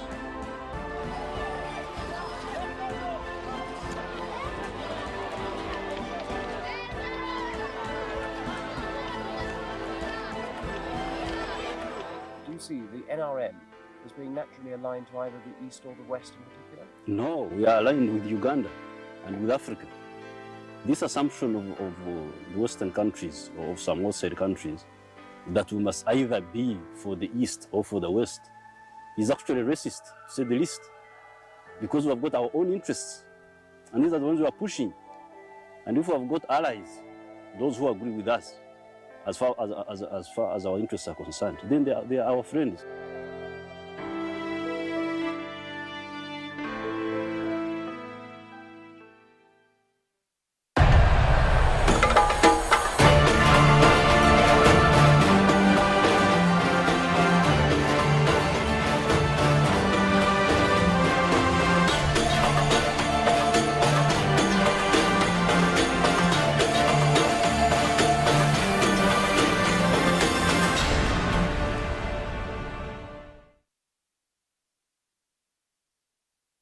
When you talk about our motherland Uganda, the pearl of Africa, you cannot fail to smile because of the smile that fills the faces of the citizens. Our nice good weather and nature that sustains us all, that enables us all to continue each in their own way, because we are all different even according to each individual's work. But what joins us to become one person is the sweetness from the flavored drink Alleluia Jingati drink and Alleluia Tamarind drink. The flavor that quenches your thirst while at the same time treating and healing your body because it is 100% natural. Enjoy the drink that has got the tamarind juice in it. Made by Alleluia Reflexology, Healthy Solutions and Nutritional Research Center Limited. Get yourself a bottle of Alleluia from all shops around. Pick of the day on UBC. Objective and non-partisan. Honorable Minister, there were a number of points. I want to start with you. Straight from the hearts of open-minded men and women. Money tends to move faster at night. So when people are not counting, don't take it for granted. Candid and authentic. Because Uganda is not Thailand. That's not correct, and we should stop that kind of mentality. So what I'm saying that's is a trick question. Don't answer. I'm not getting into that. I'm not getting into that. Tell him you speak Luo. I think that's where we are beginning to have a problem. Was brought to you by Get away with MTN Momo Advance. Momo Advance tops up your Momo to complete your transactions. Dial star 165 star 5 star 3 hash to apply. MTN Momo Advance is always available when you need it.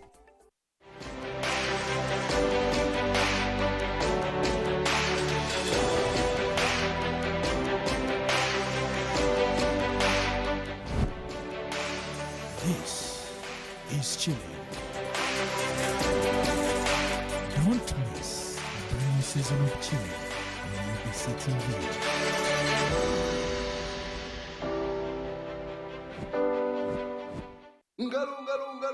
It's true what people say, that when I wash and you wash your hand with soap, we'll have less infections as Ugandans. After all, it's hands that handle money. It's hands that feed us. Hands that prepare soil for farming. Hands that we use to learn. And hands that we use for fun. When I wash and you wash hands with soap, it means clean hands for all. This is a message from the National Hand Washing Secretariat.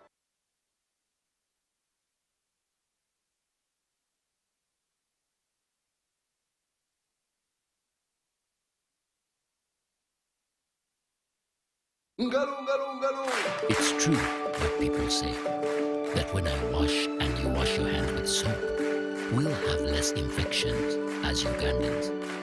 After all, it's hands that handle money. It's hands that feed us. Hands that prepare soil for farming. Hands that we use to learn. And hands that we use for fun. When I wash and you wash hands with soap, it means clean hands for all. This is a message from the National Hand Washing Secretariat.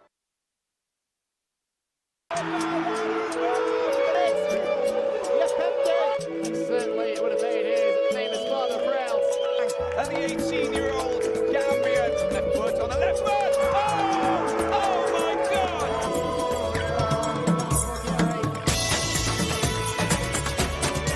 The penalty area. That is sensational. The Tunisian defence have been caught out. Caught cold. It's a brilliant little.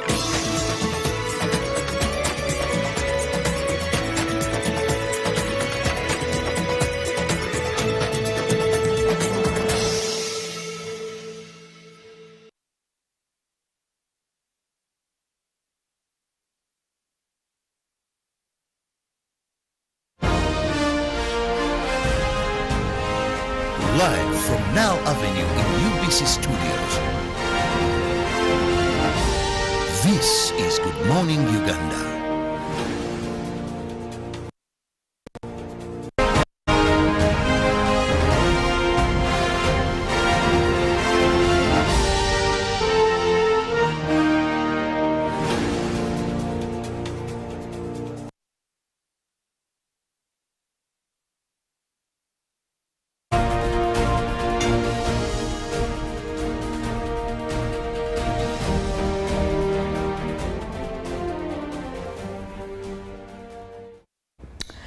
Good morning, Uganda. 8 minutes past 8 a.m. It is the 15th of February 2023, Wednesday. My name is Philomena Masco. Thank you once again for joining us this morning as we talk about issues of national importance. And of course, we are always excited to have you be part of our conversations every single day, Monday all the way till Friday.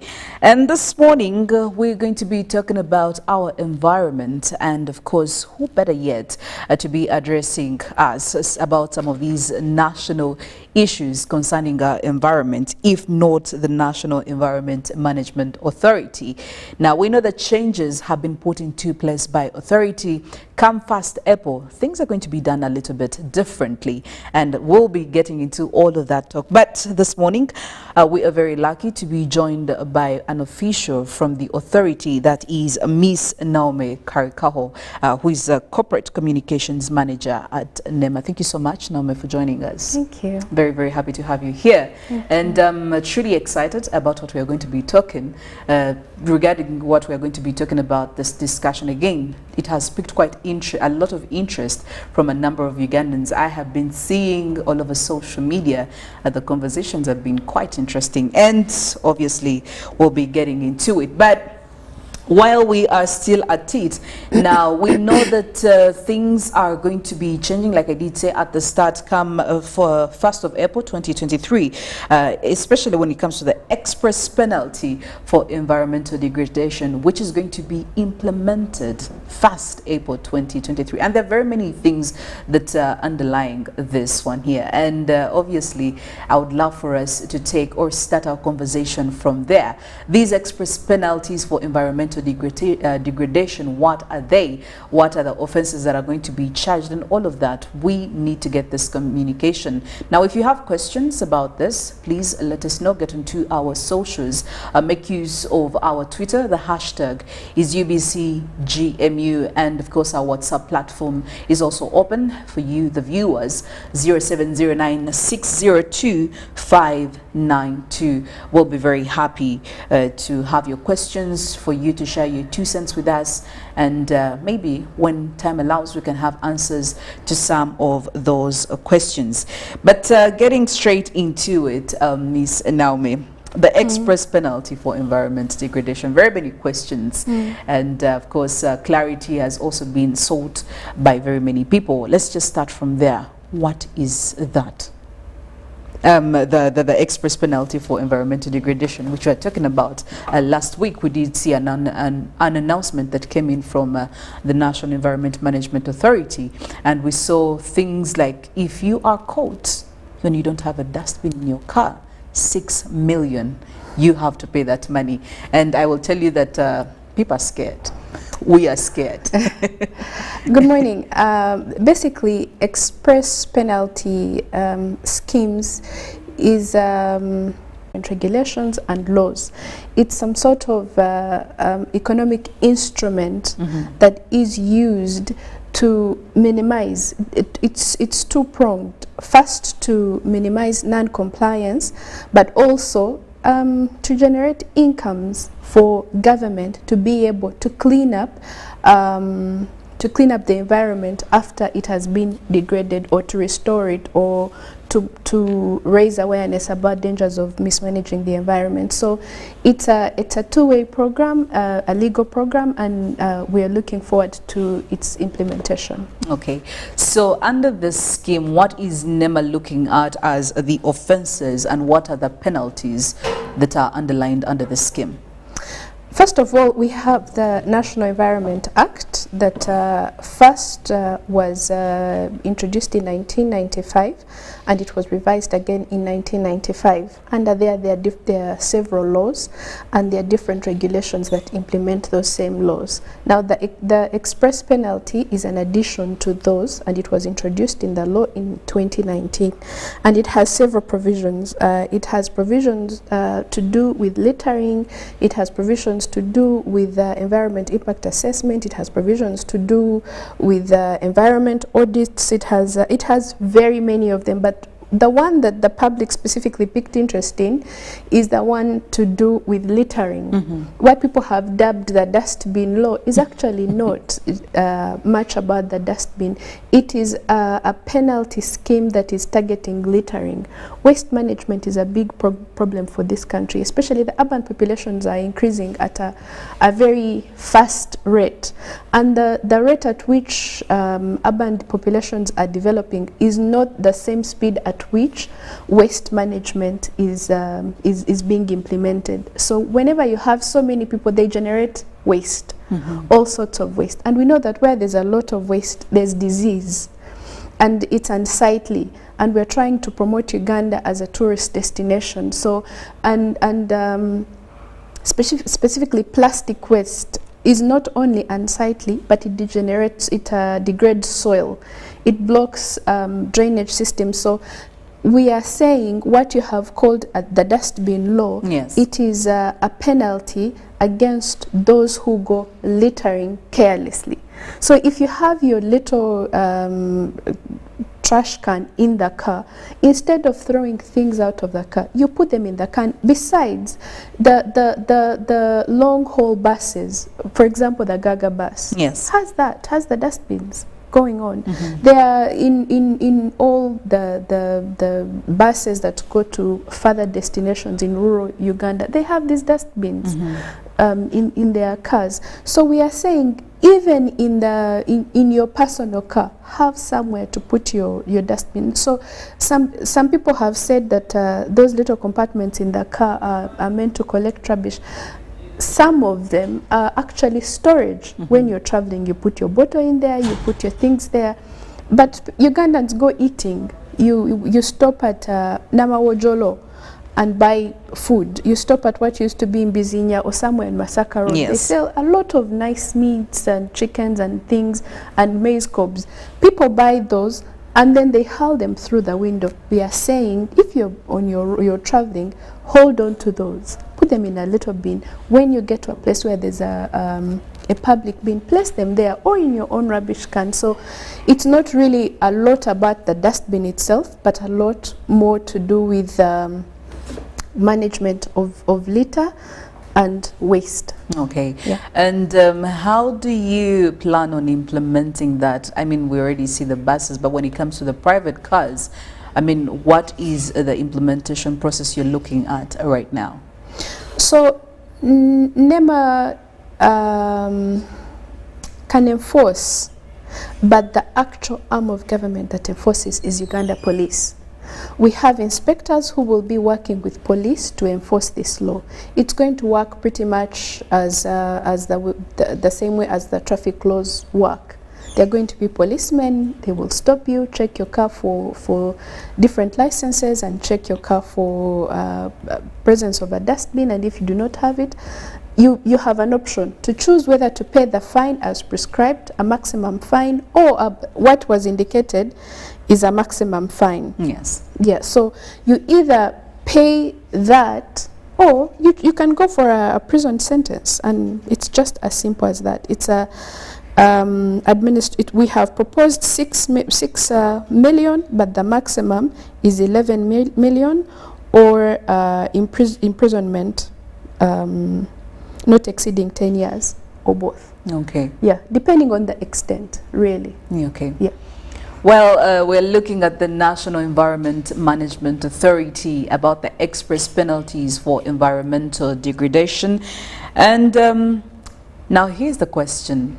What is the guarantee that this is going to work? Because I will say that NEMA is quite unpopular amongst the Ugandan citizens, because they do believe there are other things that haven't been executed effectively and as they should have been. And again, we'll be looking into that when we look at people putting up establishment in wetlands. Again, that is a war that is still being fought, and like I did say, people do believe there is a lot of effort that needs to be extended towards that, but we'll be looking into that. So what's the guarantee that this addition of the already existing measurements or regulatory measurements is going to actually yield what the bigger goal that NEMA is looking at, which is very key and very important, but what's the guarantee?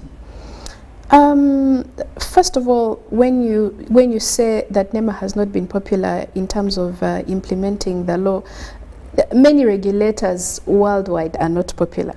So we have come to terms with the fact that you will not come to tell somebody to manage their livelihood better, or to tell somebody that if you do a certain activity, it will take away from your profit, and then they will be you'll be popular. So that's all right. Regulation is difficult work that does not attract a lot of love, but it attracts good health, yes, and livelihoods and sustainability, and that's what we are looking forward to.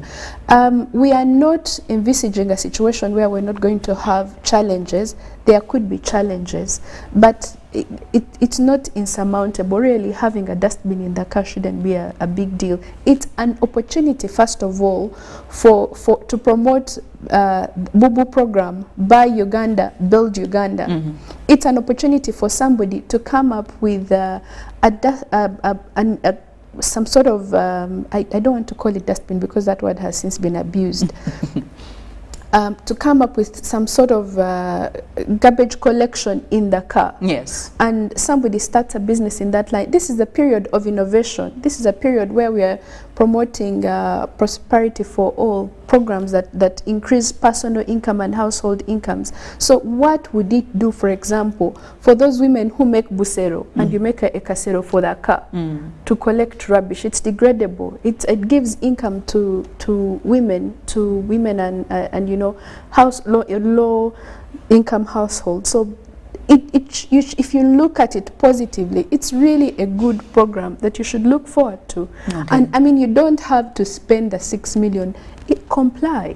Uganda shouldn't be known as a country that is generally non-compliant, has good laws, but we cannot comply. We are a difficult lot. We shouldn't be that. Yeah, we can do better. Have a little something in your car, collect your rubbish in, and like you could save yourself from the 6 million. Yeah. We're looking at, you say between 6 million, the most could be 11 million Uganda shillings. And part of the statement that was actually put out, in the area of wetlands, riverbanks and lake shores, once found destroyed or destroying, damaging or disturbing a wetland in a manner that that has or is likely to have an adverse effect on any plant or animal, will attract a fine of up to 3 million Uganda shillings. Now, 3 million? Yeah, 3. And I'm wondering, isn't this too light of a punishment? Shouldn't this be even way more than the 11 million Uganda shillings we are seeing? Because I would feel like this may be slightly enabling people because they believe they can get away with this money. And if it's not 3 million, maybe you could throw some more clarity on that. How much are we looking at in terms of a fine for a culprit that is found guilty? I think probably you may have quoted a different one, but wetland degradation attracts, especially if you have put up a structure and have not, that has not had an environment impact assessment, you attract a fine of 3 billion. Yes, okay. 3 billion. All right. Yeah. Speaking of the environment impact assessment, we've had a couple of conversations here earlier on, and we are still seeing establishments that are in these wetland areas. What is happening? Should we say these assessments were not carried out? Were they carried out? Why are we still looking at establishments in these areas that should be given focal attention? Why is it still happening? There are many reasons to explain that. first and foremost, the environment law came into force the first environment law came into force in 1995. Before 1995, there are persons that had titles in wetlands, and some of those have the same the title holders are the same people that have developed. So if you have developed, if you have an old title, you could put up a structure, and if government wants you out, they'll compensate you. We haven't got resources to compensate people yet, but that notwithstanding, there are instances where people have converted wetland illegally. Some have got permission for sustainable development purposes. As you know, a wetland will only acquire its meaning from the use that is attached to it. And in environment management, we will say you could develop, but you should put in place the following mitigations. For example, to ensure that you do not cause floods, you should plant trees, you should put a buffer wall so that you do not extend further into the wetland. For wetlands that surround lake shores, we say that leave 200 meters. So some of those have been observed, but in some cases, like you said, some people don't comply, some have not. And you have seen different forms of enforcement. And we have... Have you held them accountable, especially those that haven't?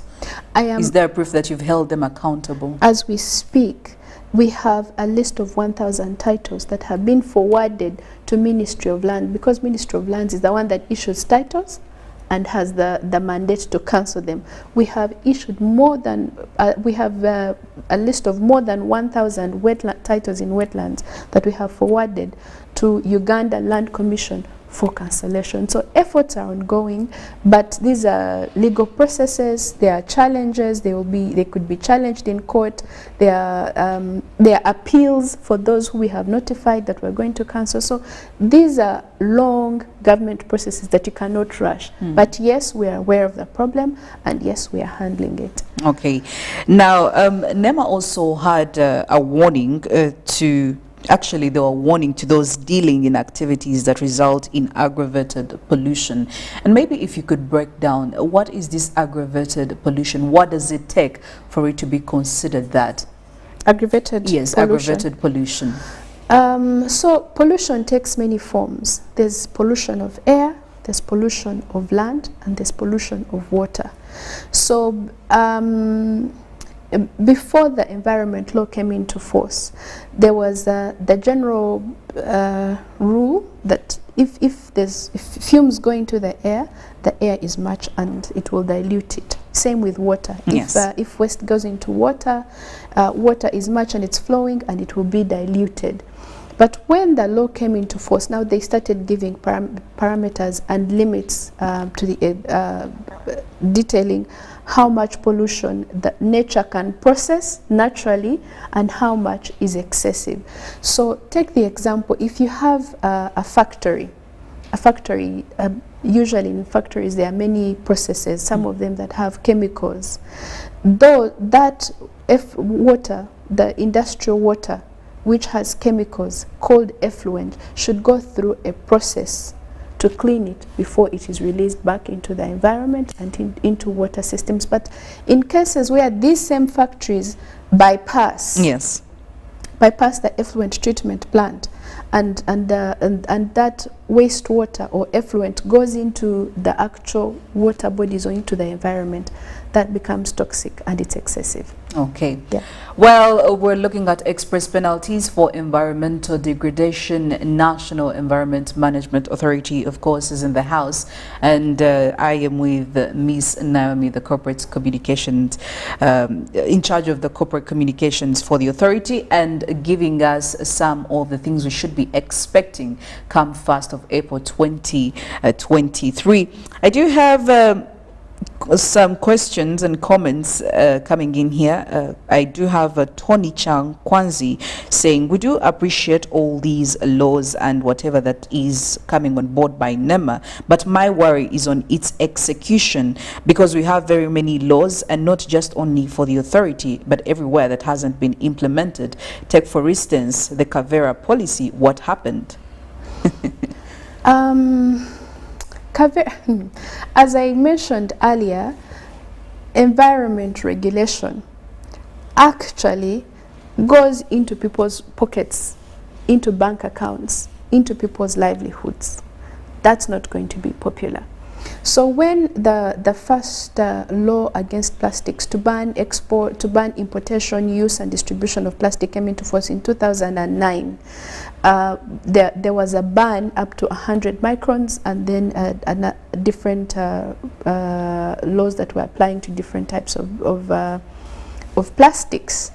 Then the different stakeholders rejected and opposed. I mean, this is a democracy. Everybody has a right to be heard. But if if it's not healthy to the environment, despite the fact that there are very many stakeholders, who holds what holds water? The effect of this kind of policy on the environment or the stakeholders? Because you did come in with a lot of energy, and we were very happy when it came to the implementation of the Kavera. At one point, it was extended to other institutions, schools, and everywhere. You would not see a Kavera. But midway, there was some bit of influence, and we're wondering, is the influence bigger than the ultimate goal of a policy like this? We're looking at health. We're looking at very many other issues that could be associated with it. As I said, Uganda is a democracy. Everybody's voice should be heard and debated.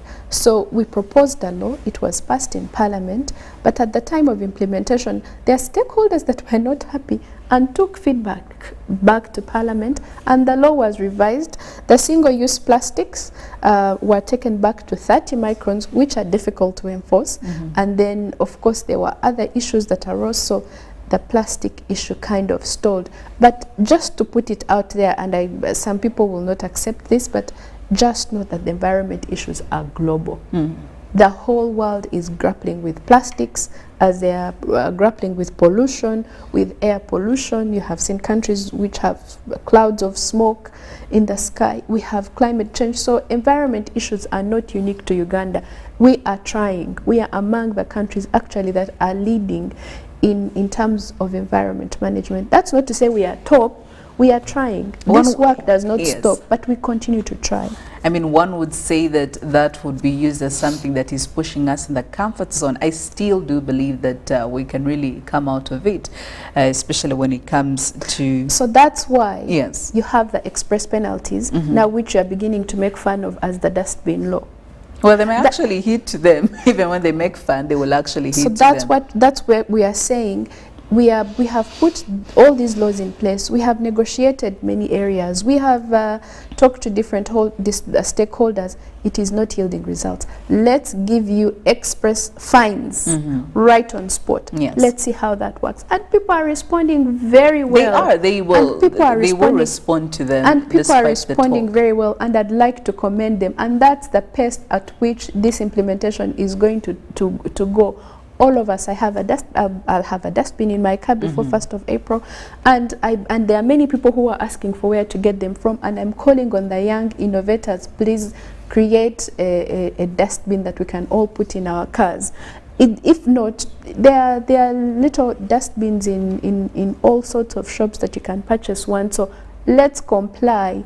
You are going to be faced with these things come 1st April, and I mean, it's going to be uncomfortable. Let's do the right thing. Absolutely.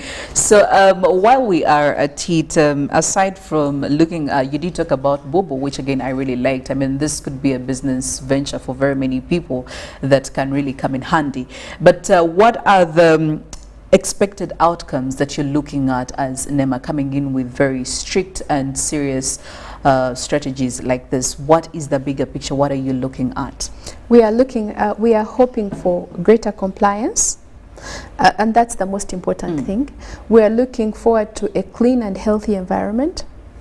We are looking at healthier communities, cleaner communities, cleaner air, cleanliness in terms of environment, EIA processes, because there are so many people. For example, when you're asking about wetlands, there are people who decide they pour maram throughout the night before you come in the morning, or because we don't have sufficient surveillance. Before surveillance department is aware that there's a filling going on, a structure has gone up, and then the demolition is a different process. So if now you put up such a structure without permission, then you pay 6 billion. So which is more difficult to deal with. So we're looking forward to having a cleaner environment. We are looking forward to having more compliance, and we are looking forward to a healthy communities.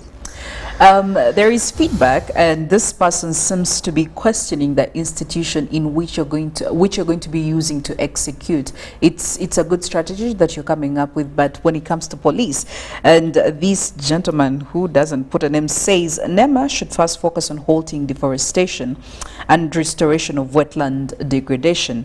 The police already has a Herculean task of containing rising crimes, and here you are assigning them next to impossible tasks of enforcing the trash regulation. So how sure can we be that this is the right, or this is the right group of people or right institution that should be executing this?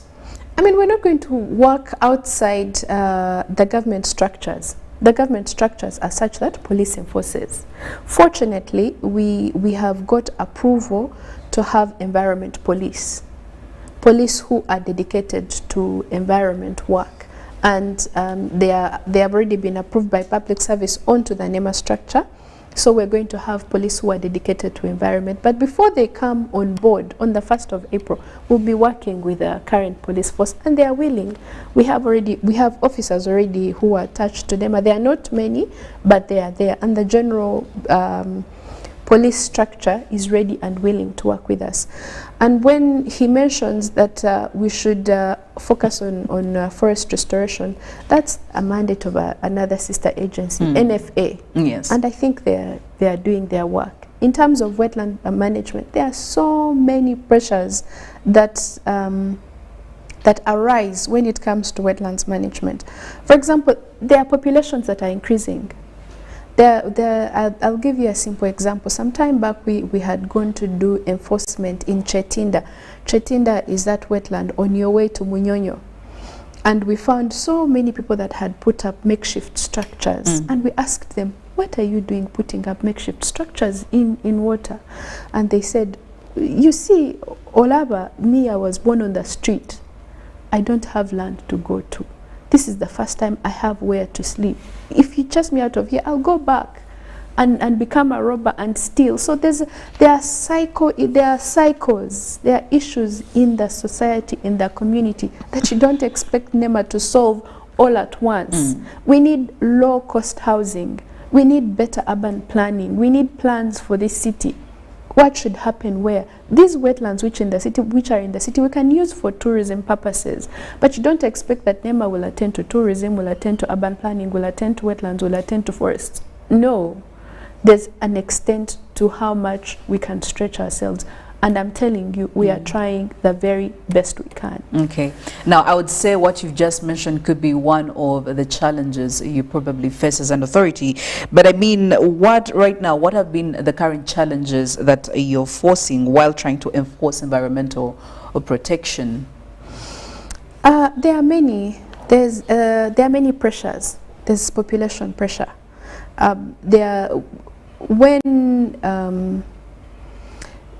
Uganda, the population grows. We are now 45 million. Yes. The projections are we will be so many more millions. The acreage of land remains the same. But in that same land, we have forests, we have national parks, we have wetlands. Those are public lands. So when somebody is looking for land, their target will be those public lands. And so it's a real pressure that we need to attend to. And what are the drivers? People are looking for low-cost accommodation. And we are attracting investors in Uganda. But we are attracting them and promising them free land as part of the package. you know, come and invest in Uganda. The investment policy attract as many as you can, and in your package you'll get free electricity, free land, and you know, we'll give you all these things. But when we arrive here at implementation of that investment policy, all the land in Uganda is titled. All the land in Uganda is titled. The land 10-year system is privately owned. All the land in Uganda is privately owned. The only land that is not privately owned are those same lands that are held in trust by NEMA, wetlands, NFA with forests, you know, lake shores and riverbanks. Those are the lands that are not titled. So what happens? Investors that have been attracted are given a portion of that land, and you can't rescind it at that point. Fortunately, there's been an improvement in implementation of that law, so most of the investors are attracted to are given land in industrial parks. But some people don't want to go to industrial parks that are outside Kampala because they are looking for a sufficient supply of electricity, they are looking for proximity to the market, they are looking for so many amenities that Kampala offers, but Kampala has one industrial park which is allocated. So there are many pressures beyond what you see. Well, there you go, express penalties for environmental degradation. Again, just a reminder that come 1st April 2023, you may have to adjust accordingly if you don't want to find yourself paying quite lots of money that I don't think you will be having, you know, at your disposal.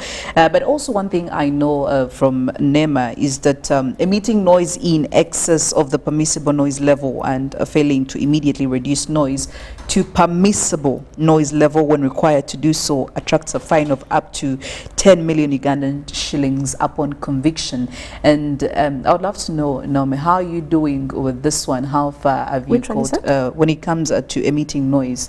I mean, again, this is part of some of the things you're looking at. Excess of the permissible noise level and failing to immediately reduce noise to a permissible noise level when required to do so attracts a fine of up to 10 million Uganda shillings. Is this something that Ugandans have actually heeded to, or again it's also another challenge that they fail to adjust? First, let me correct the wetland one earlier.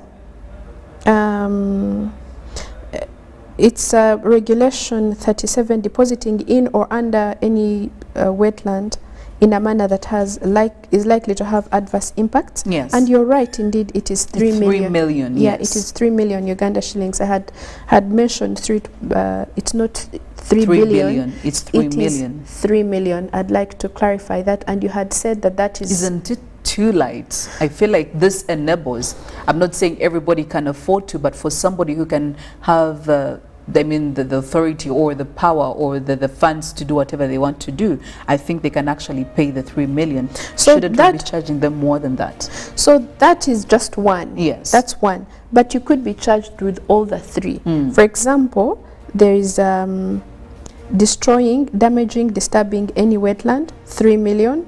Then there is disturbing wetland by drilling, tunneling, that's another 3 million. There's depositing in, under, that's another 3 million. Removing soil from bands or any wetland, another 3 million. So we're looking at about 12 million. So somebody could be charged all those at once. Okay. And plus prison sentence. Yeah. So when it comes to noise pollution has become a problem in the urban centers. Very, very problematic. It's a problematic area, and noise comes from places of entertainment. Noise comes from churches. Noise comes from cars that are moving. There's a lot of noise that comes from even vehicles moving. Yes. It's been a challenge, and that's why we have captured it here. And also, if somebody is found in contravention of that law, they will pay an express penalty of 10 million or 10 million or 20 million maximum, or an imprisonment sentence of 18 months or both. And so this is one of the areas, it is so rampant, it is so everywhere, it's difficult to get all those people and put them take them through the court system, which can be slow sometimes. So we are saying, just pay 10 million and one off. Let's see how that goes. It's how you're saying just. Yeah, let's just, you know.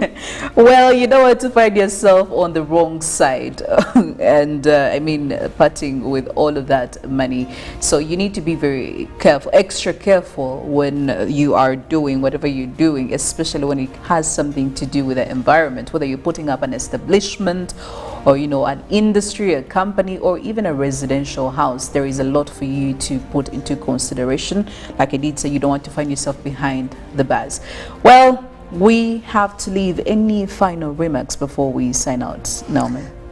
Thank you very much. What I'd like to say is that a clean and healthy environment benefits all of us.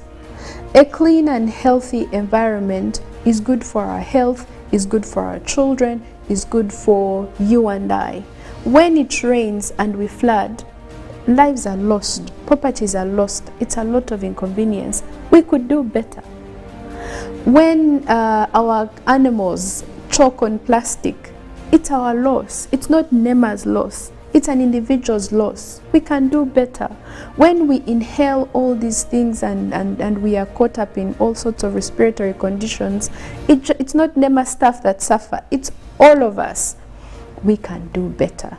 It is our personal responsibility. I mean, do not castigate NEMA. We are tired of NEMA. NEMA is us. They call us all sorts of names, and we have become accustomed to them. We are saying, you can label us whatever, I mean, all these names, and it is okay and it is well with us. But you suffer as much as we do when you do not look after your own environment. It's your responsibility and duty as much as it is NEMA's. Comply with the law and avoid losing your money and having your businesses impacted. Thank you very much. Naomi Karikaho, Communications and Corporate Communications Manager, National Environment Management Authority. Well, we have to go, but Ruben is coming in with the sports highlights in a couple of minutes from now. I will see you tomorrow. Have a very wonderful and productive Wednesday ahead. I am Philomena Masco. Good morning.